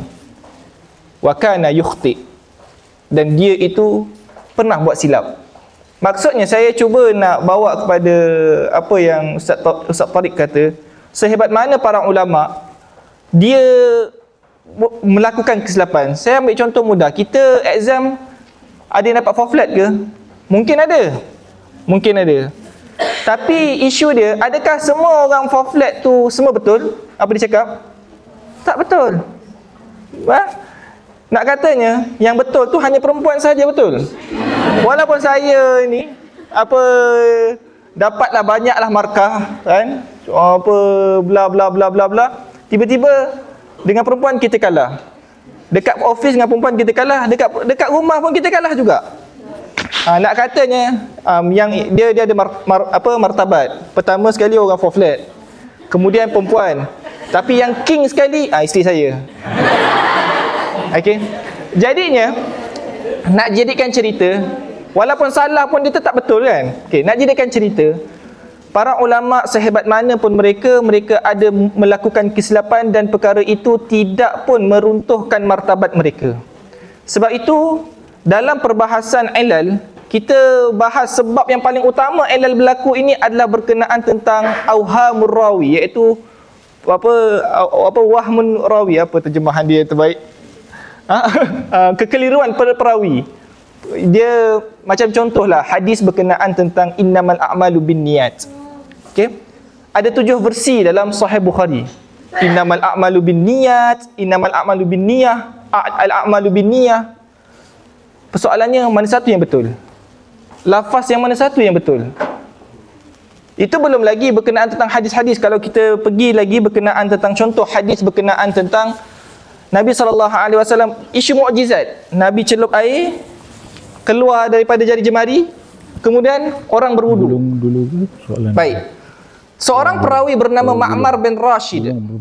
Ma'mar bin Rashid. Ma'mar ni tip top dia punya hafalannya. Sehingga Imam Ahmad kata apa? Ma'mar ni dia kalau dia hafal tu, dia hafal melalui ingatannya hanya pada umur 14 tahun. Dia hafal daripada Zuhri ketika umur 14 tahun, dan dia hafal seolah-olah air yang lalu. Itu dia punya tahap dia. Tetapi pada hadis yang dianggap mutawatir tadi, yang tawaddau bismillah itu, ada kalimah minta maaf, berkenaan tentang air tu, ada kalimah yang ditambah, tawaddau bismillah. Jadi ulama khilaf, tawaddau bismillah ni lafaz Nabi ke tak lafaz Nabi ni? Dia mu'al ke ataupun dia status macam mana? Kalaulah kita gunakan orang ni buat silap satu ni, so Ma'mar ni dah tak dipakai dah. Imam Malik tadi dah tak boleh pakai dah. Dan semua orang tak boleh pakai dah. Maksudnya macam seolah-olah kalau awak tengok media sosial, seorang lelaki dia buat salah, perempuan akan cakap apa? Lelaki semua sama. Tapi lelaki itu jugalah yang dia pergi kahwin kan. Nak katanya setiap orang tu ada maratib dia tersendiri. Baik, kita pergi kepada soalan tadi. Macam mana kita sebagai orang awam? Sebenarnya Ustaz Ammar dia bukan orang awam. Dia orang T20 dalam bidang hadis. Tak, T20 dalam bidang hadis, bukan T20 kaya. Amin Moga Allah SWT buka pintu rezeki. Tadi yang dah kata tadi tazawwaju, bernikahlah, pintu rezeki tuftahu abwaabur rizq bi tazawwuj. Baik. Apa yang orang awam boleh lakukan? Dia macam mana?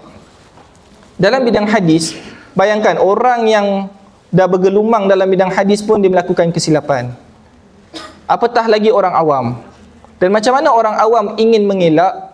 Saya mengsyurkan, biasakanlah untuk mendengar hadis-hadis yang sahih dahulu.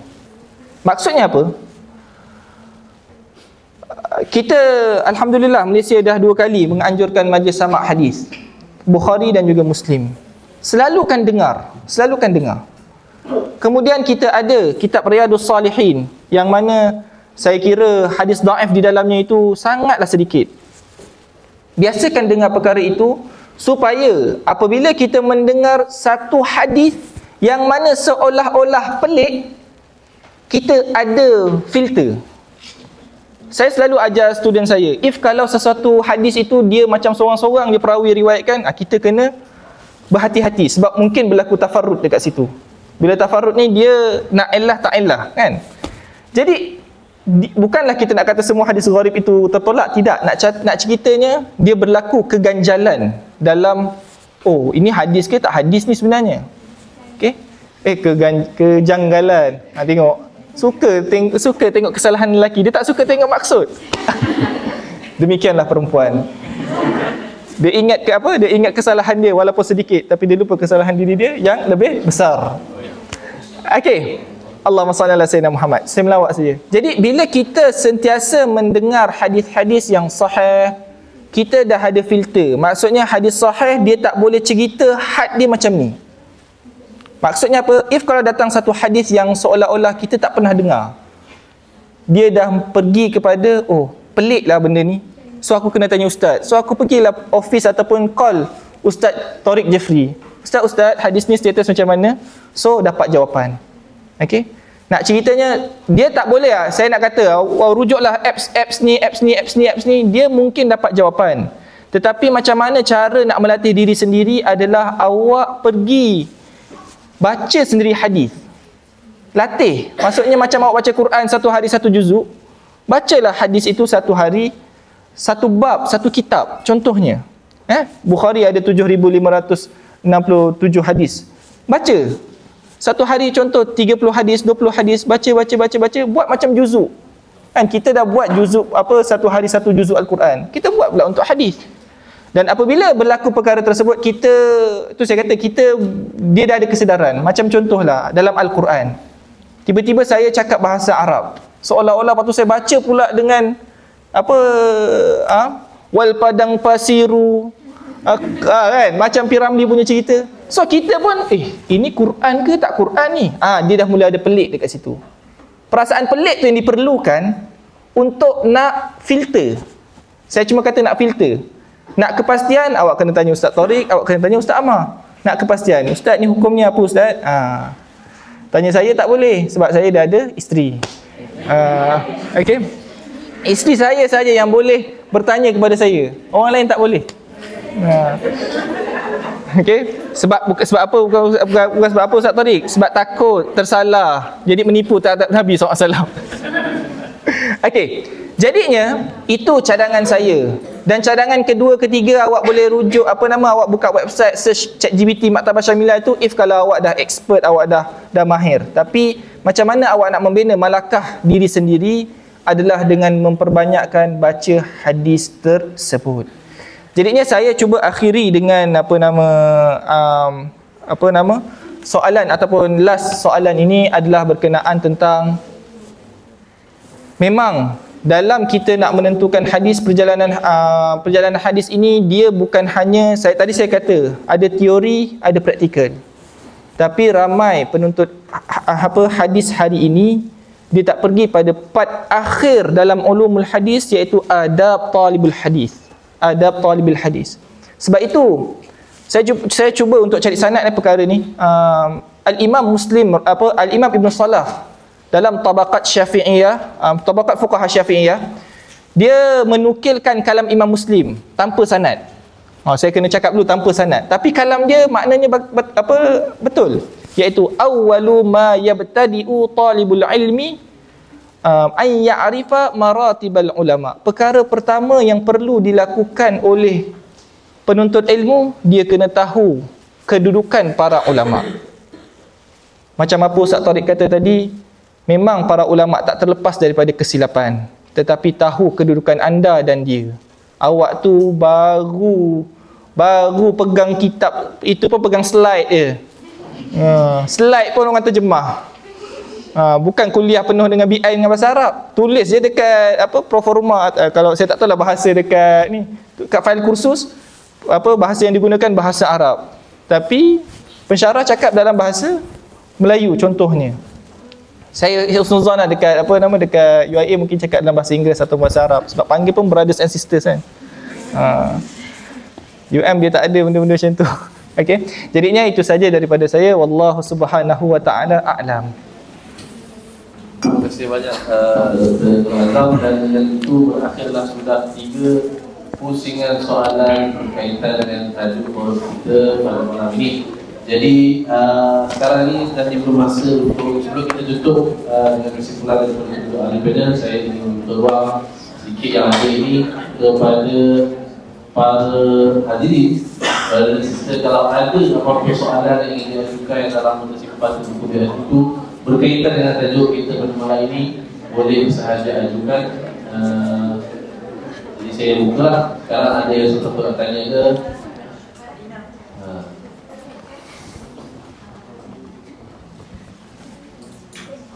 Kalau ada yang nak tanya, malu, teruskan. Ada yang tanya?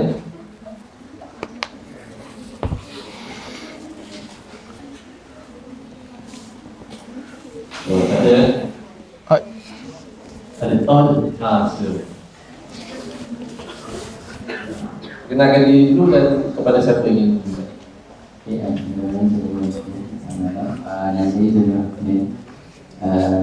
dari beliau dari KICT. Tahun kedua. Soalan dia seperti tadi satu tadi tanya, ada tak disebabkan penyebaran hadis palsu, jadinya dia akan keluar satu bid'ah yang dinormalisasikan oleh masyarakat sekarang, yang mana sebabkan hadis palsu itu sebar, keluarlah satu bid'ah yang mana orang sekarang macam tak tahu itu asal usul daripada hadis palsu yang sama. Itu bid'ah yang hasil daripada hadis palsu yang tanpa sebab telah diamalkan oleh masyarakat. Kita nak 20 minit. Allahumma salli ala sayyidina Muhammad. Sejujurnya Ustaz Tariq ada jawapan tu. Saya tak ada jawab saya untuk amalan zaman sekarang wallahu a'lam, saya tak tahu. Yang saya boleh ambil adalah berkenaan tentang, sebagai contoh, kita nak tiba bulan Rajab ini, dia akan ada isu berkenaan tentang solat raghaib. Okey. Solat raghaib ni perbahasan dia dahsyat. Ibnu Hajar, kita pergi pada yang dululah, perdebatan antara Ibnu Salah dan juga Sultanul Ulama Izzuddin bin Abdul Salam. Izzuddin bin Abdul Salam, solat raghaib ni macam mana? Dia macam solat tasbih tapi bukan macam solat tasbih. Dia ada bacaan-bacaan yang tertentu. Dan dia kena buat pada waktu tertentu. Tak silap saya, kalau saya tersilap adalah waktu 1 Rejab itu sendiri. Sebab dia fokus kepada 5 malam yang mustajab doa tu. Baik. Berkenaan tentang amalan raghaib ini, Sultan Ulama Syekh Izzuddin, Imam Izzuddin bin Abdul Salam membida'ahkan perkara ini. Sebab dia kata orang buat 1 Rejab je kena buat solat macam tu. Ibnu Salah pula, bayangkan Sultan Ulama Izzuddin bin Abdul Salam tu ulama fiqh. Ibnu Salah ulama hadis. Apa ulama hadis buat? Apa Ibnu Salah kata? Tak apalah. Yang palsunya tu hadis, tapi amalannya tu boleh dikiaskan dengan benda yang lain. Jadi, kalau kita nak katakan asas kepada perkara bid'ah itu diasaskan kepada hadis maudhu', saya tak tahulah adakah boleh kita nak jadikan solat raghaib itu sebagai contoh ataupun tidak. Sebab pada akhirnya macam contoh Ibnu Hajar Al-Asqalani sendiri dalam Ta'jibul Ujab menghukumkan hadis itu sebagai maudhu'. Adakah itu boleh dijadikan sebagai contoh ataupun tidak? Saya rasa ia boleh. Sebab solat raghaib itu sekarang pun saya rasa tidak diamalkan. Saya tak tahulah ada yang diamalkan ataupun tidak. Okey, berkenaan tentang apa lagi amalan yang saya tadi ada terlintas satu amalan, dia tiba-tiba hilang. Allahumma salli ala Muhammad. Tapi ala kulli hal, ada perkara yang mana macam Ustaz Tariq kata, dia hadis dhaif, hadis palsu itu seolah-olah nak dijadikan hujah untuk satu amalan, tetapi amalan tersebut dia taklah totally bid'ah. Dia boleh ditampung dengan keumuman hadis-hadis yang lain. Saya ambil contoh mudah. Awak tahu berkenaan tentang 5 waktu tu kan? Apa yang mustajab doa yang dinukilkan oleh Imam Syafi'i. Balaghana menggunakan sirah balaghana tu. Perkara itu ada isu. Adakah itu hadis ataupun tidak? Sebab kalau awak buka kitab-kitab takhrij, saya pun lupa dah isu ni. Jadi saya pernah buat dirasah juga, cuma saya lupa dia punya fulan dan fulan tu. Kalau boleh rujuk dekat kitab Talkhisul Habir karangan Ibnu Hajar, dia menyatakan ada yang menisbahkan kepada Nabi, sehingga orang seolah-olah pada 5 malam tersebut menjadi perayaan yang terlalu besar. Dan perawi yang digugurkan itu adalah wadda', pemalsu-pemalsu. Okey? Tetapi kenapa Imam Syafi'i tetap meriwayatkan perkara tersebut? Itu yang sampai sekarang menjadi tanda tanya. Seolah-olah menjadikan sirah itu sirah yang tad'if, bukan sirah palsu lagi, bukan sirah palsu, tapi sirah tad'if. Dan adakah setiap 5 malam itu tiada dalil yang mana menyokongnya? Ada dalil-dalil yang lain sebenarnya yang menyokong perkara tersebut. Nak dijadikan cerita, berkemungkinan perkara-perkara 1 malam demi 1 malam tersebut disokong dengan hadis-hadis yang bertebaran yang banyak. Lalu dia menjadi i'tibar, tapi khilaf pula, i'tibar boleh tak i'tibar jauh-jauh sangat? Apa cari syawahid dan juga mutaba'at jauh-jauh sangat? Iaitu khilaf juga. Jadi wallahu alam, itu sahaja untuk capaian saya, dan saya harap menjawablah soalan saudara. Jazakallah khair. Baik. Jadi soalan selanjutnya, kalau ada soalan yang bertanya, Iwan yang masih tidak terjawab.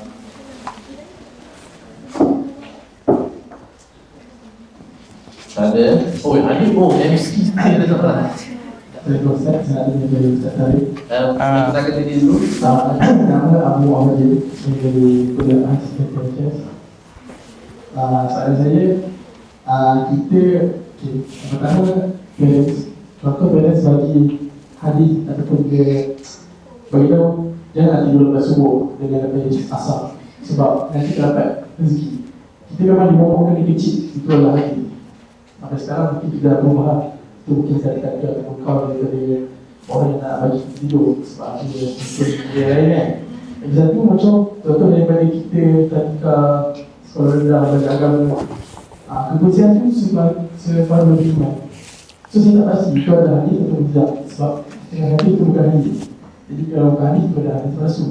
Ini macam kita nak elakkan benda-benda ini daripada berlangsung, dan macam kita nak tegur ni, sebab yang bagi tahu kita itu tak bisa buat begitu.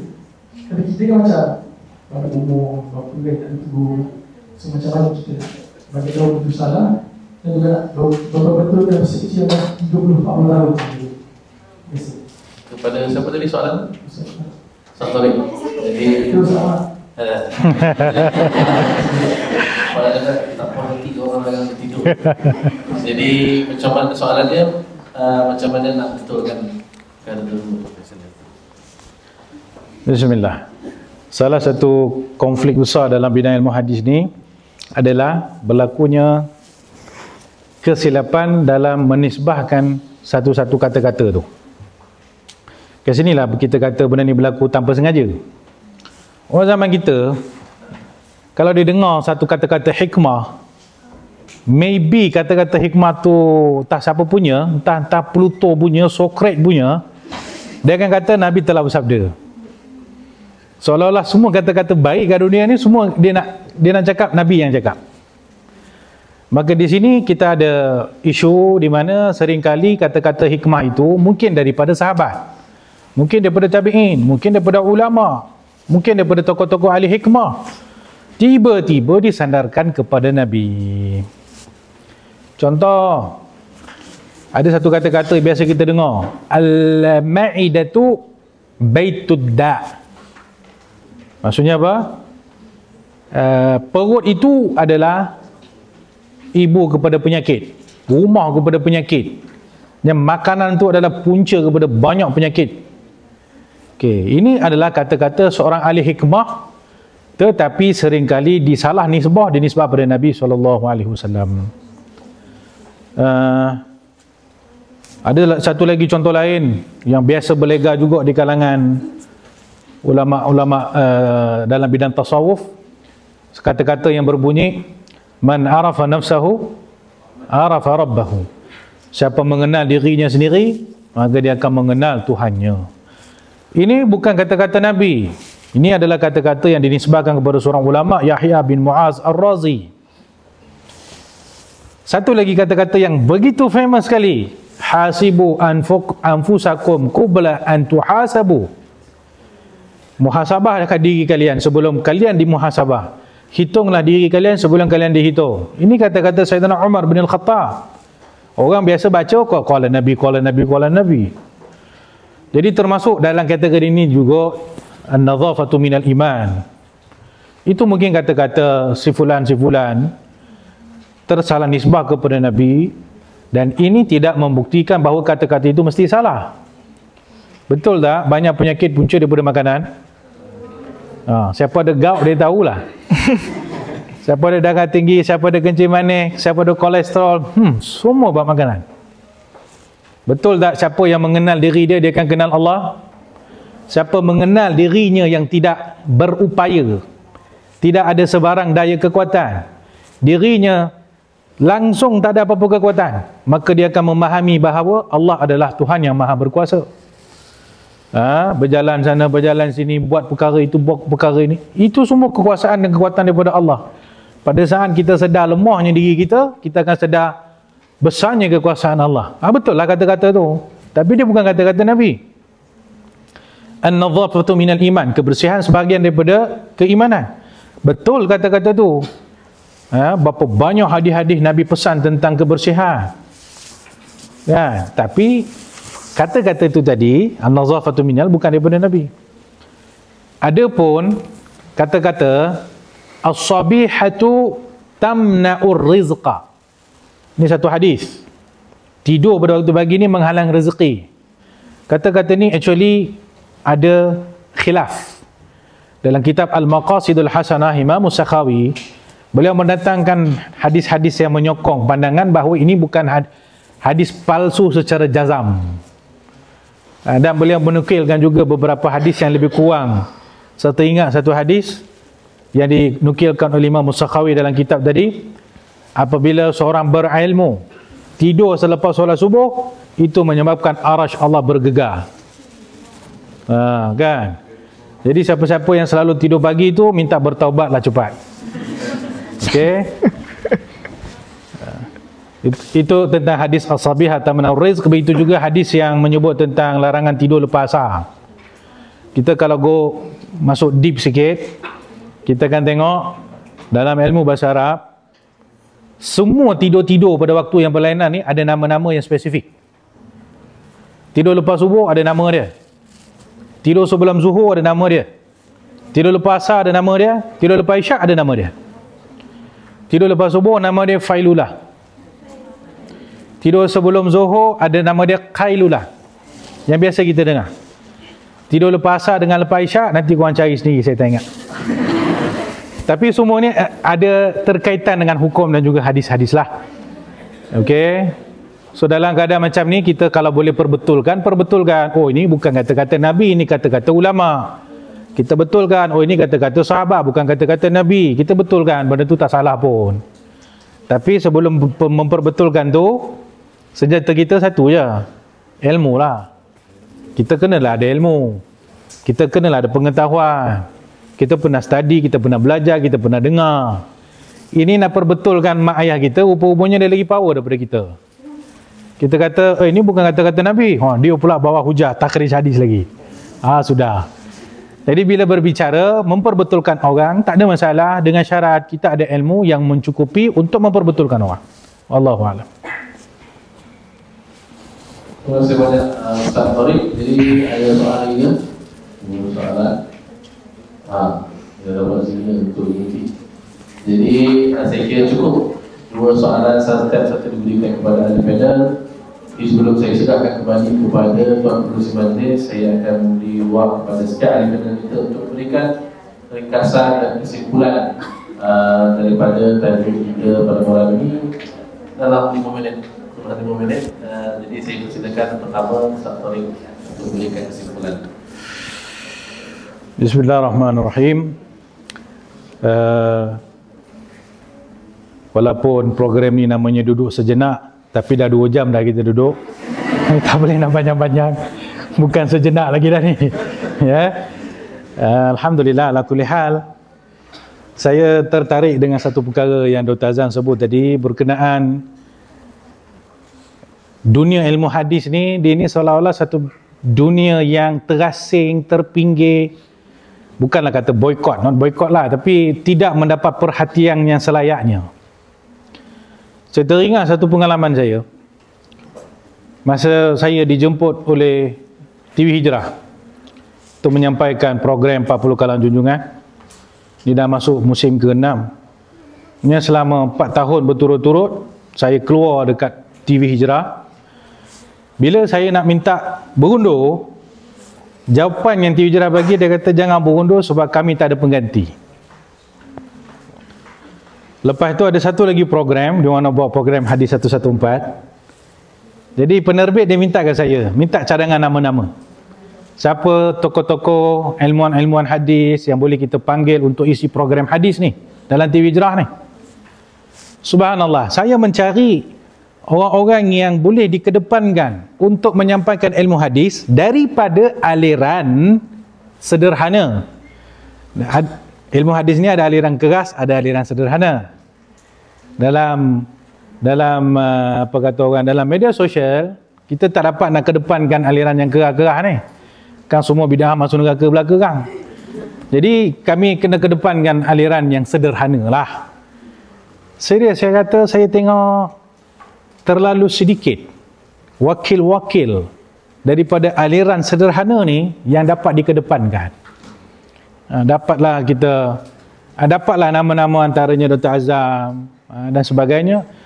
Jadi daripada masa tu saya terfikir betapa dunia hadis ni actually terpinggir sebenarnya. Tidak semua orang berminat untuk menekuni ilmu hadis. Tidak semua orang nak mendengar kuliah-kuliah hadis di masjid surau.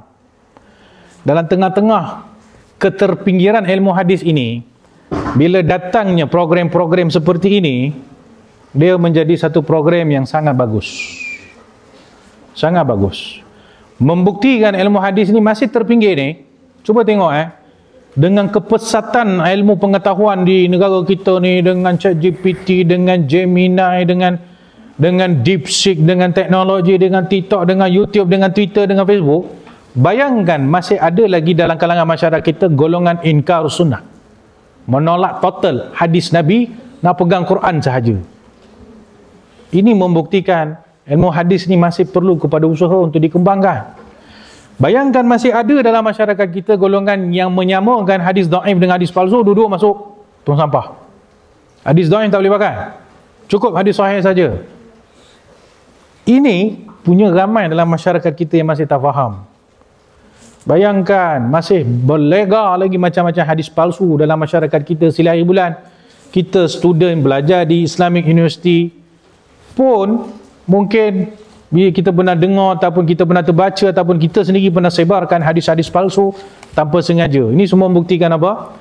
Perlunya inayah, perlunya usaha yang kuat untuk kita mengembalikan kesedaran masyarakat tentang kepentingan ilmu hadis. Saya ini biasa bercakap, saya tak boleh bercakap sekejap-sekejap. Itu yang terderet-deret masa tu. Okey, jadi itu saya rasa semua yang dibincangkan tadi itu setakat secara ringkas, touch and go saja. Kepada mana-mana siapa-siapa yang ada soalan lain, kalau nak tanya, mungkin segan nak tanya kat sini, bolehlah cari Ustaz Amar, atau boleh juga cari saya walaupun saya dah ada isteri.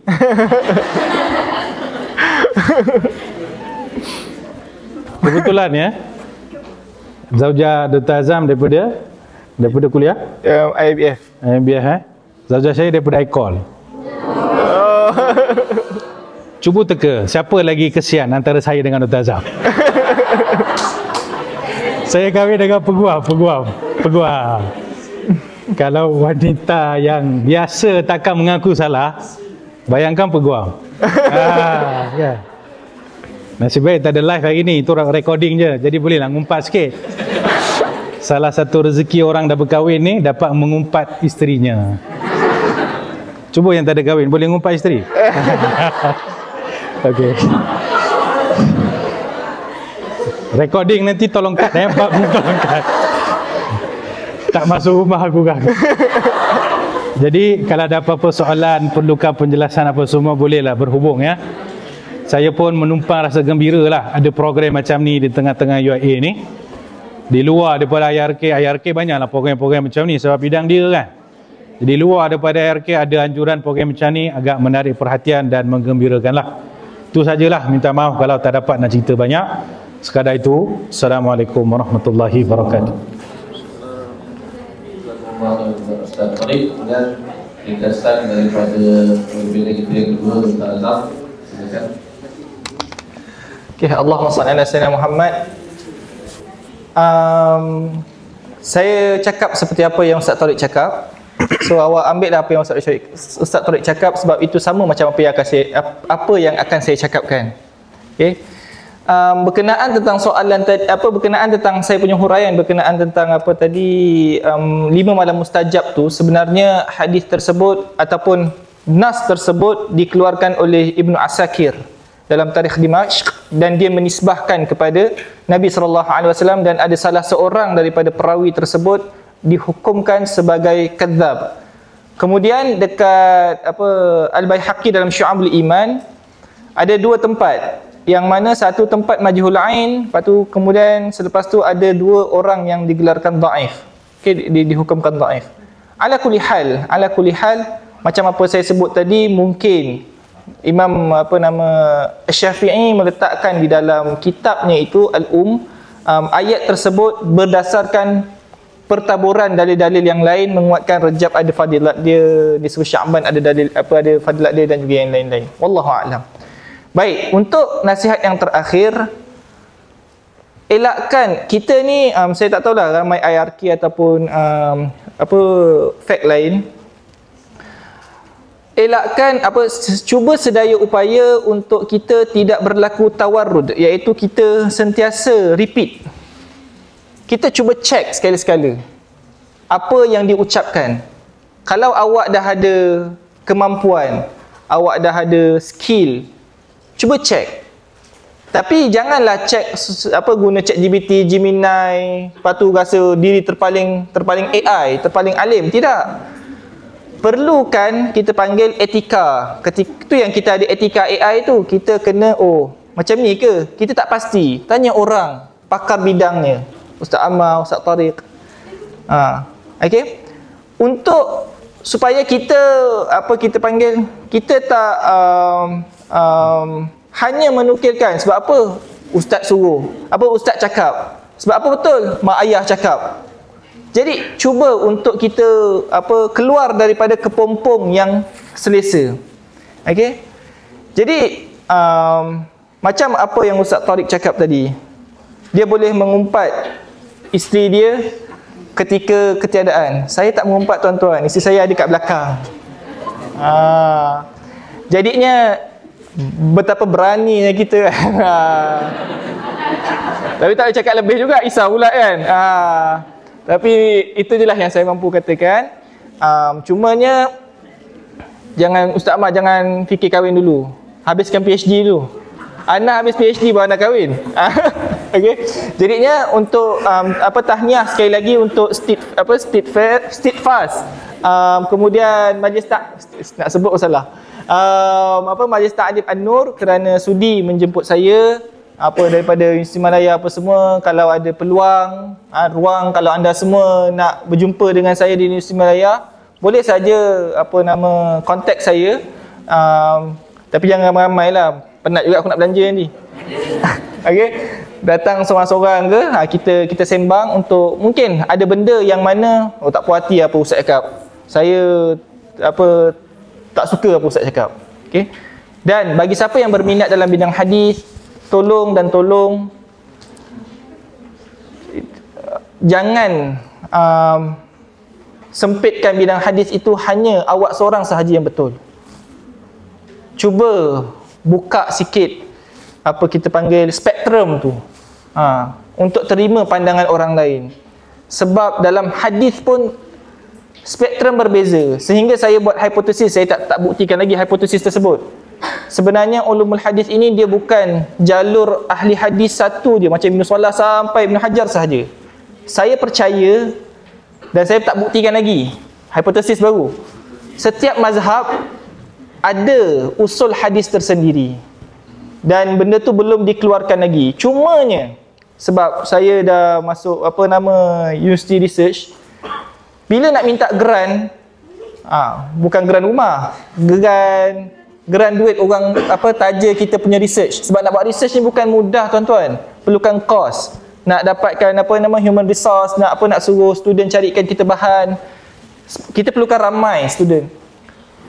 Tak ramai yang nak menaja perkara-perkara ini. Cumanya alhamdulillah ketika itu Universiti Malaya dapat ditaja oleh Datuk Rizalman. Walaupun orang kutuk habis masa tu. Datuk Rizalman ni korang ambil duit dia bla bla bla bla. Dia ni pre-confession, halal ke tak duit dia. Tapi nak ceritanya, orang yang selalu bercakap dalam bidang agama, bidang hadis semua, syarikat-syarikat besar, apabila kita bentangkan semua proposal, lagi-lagi nak tahqiq kitab, mana dia orang layan. So sangat susah untuk nak revive pekan perkara ini. Dan nak dapat student yang betul-betul tekun pun susah, sebab mungkin yang student tu adalah ustaz pula dah sibuk ceramah satu masjid satu sanggung, nak buat kajian pun belum tentu rajin. Bukan tak rajin, dia sibuk dengan urusan anak, bisnes dan juga yang lain-lain. Jadi nasihat saya, kita doalah kepada Allah Subhanahu Wa Taala, moga Allah Subhanahu Wa Taala menghidupkan dan meneruskan majlis-majlis sebegini di universiti nak sebut UM lagi, di UIA, dan juga manalah tahu nak berkolaborasi dengan UM. Roger je lah. Okey, itu saja daripada saya, wallahu a'lam. Jazakumullah khairan. Terima kasih banyak Dr. Bilal.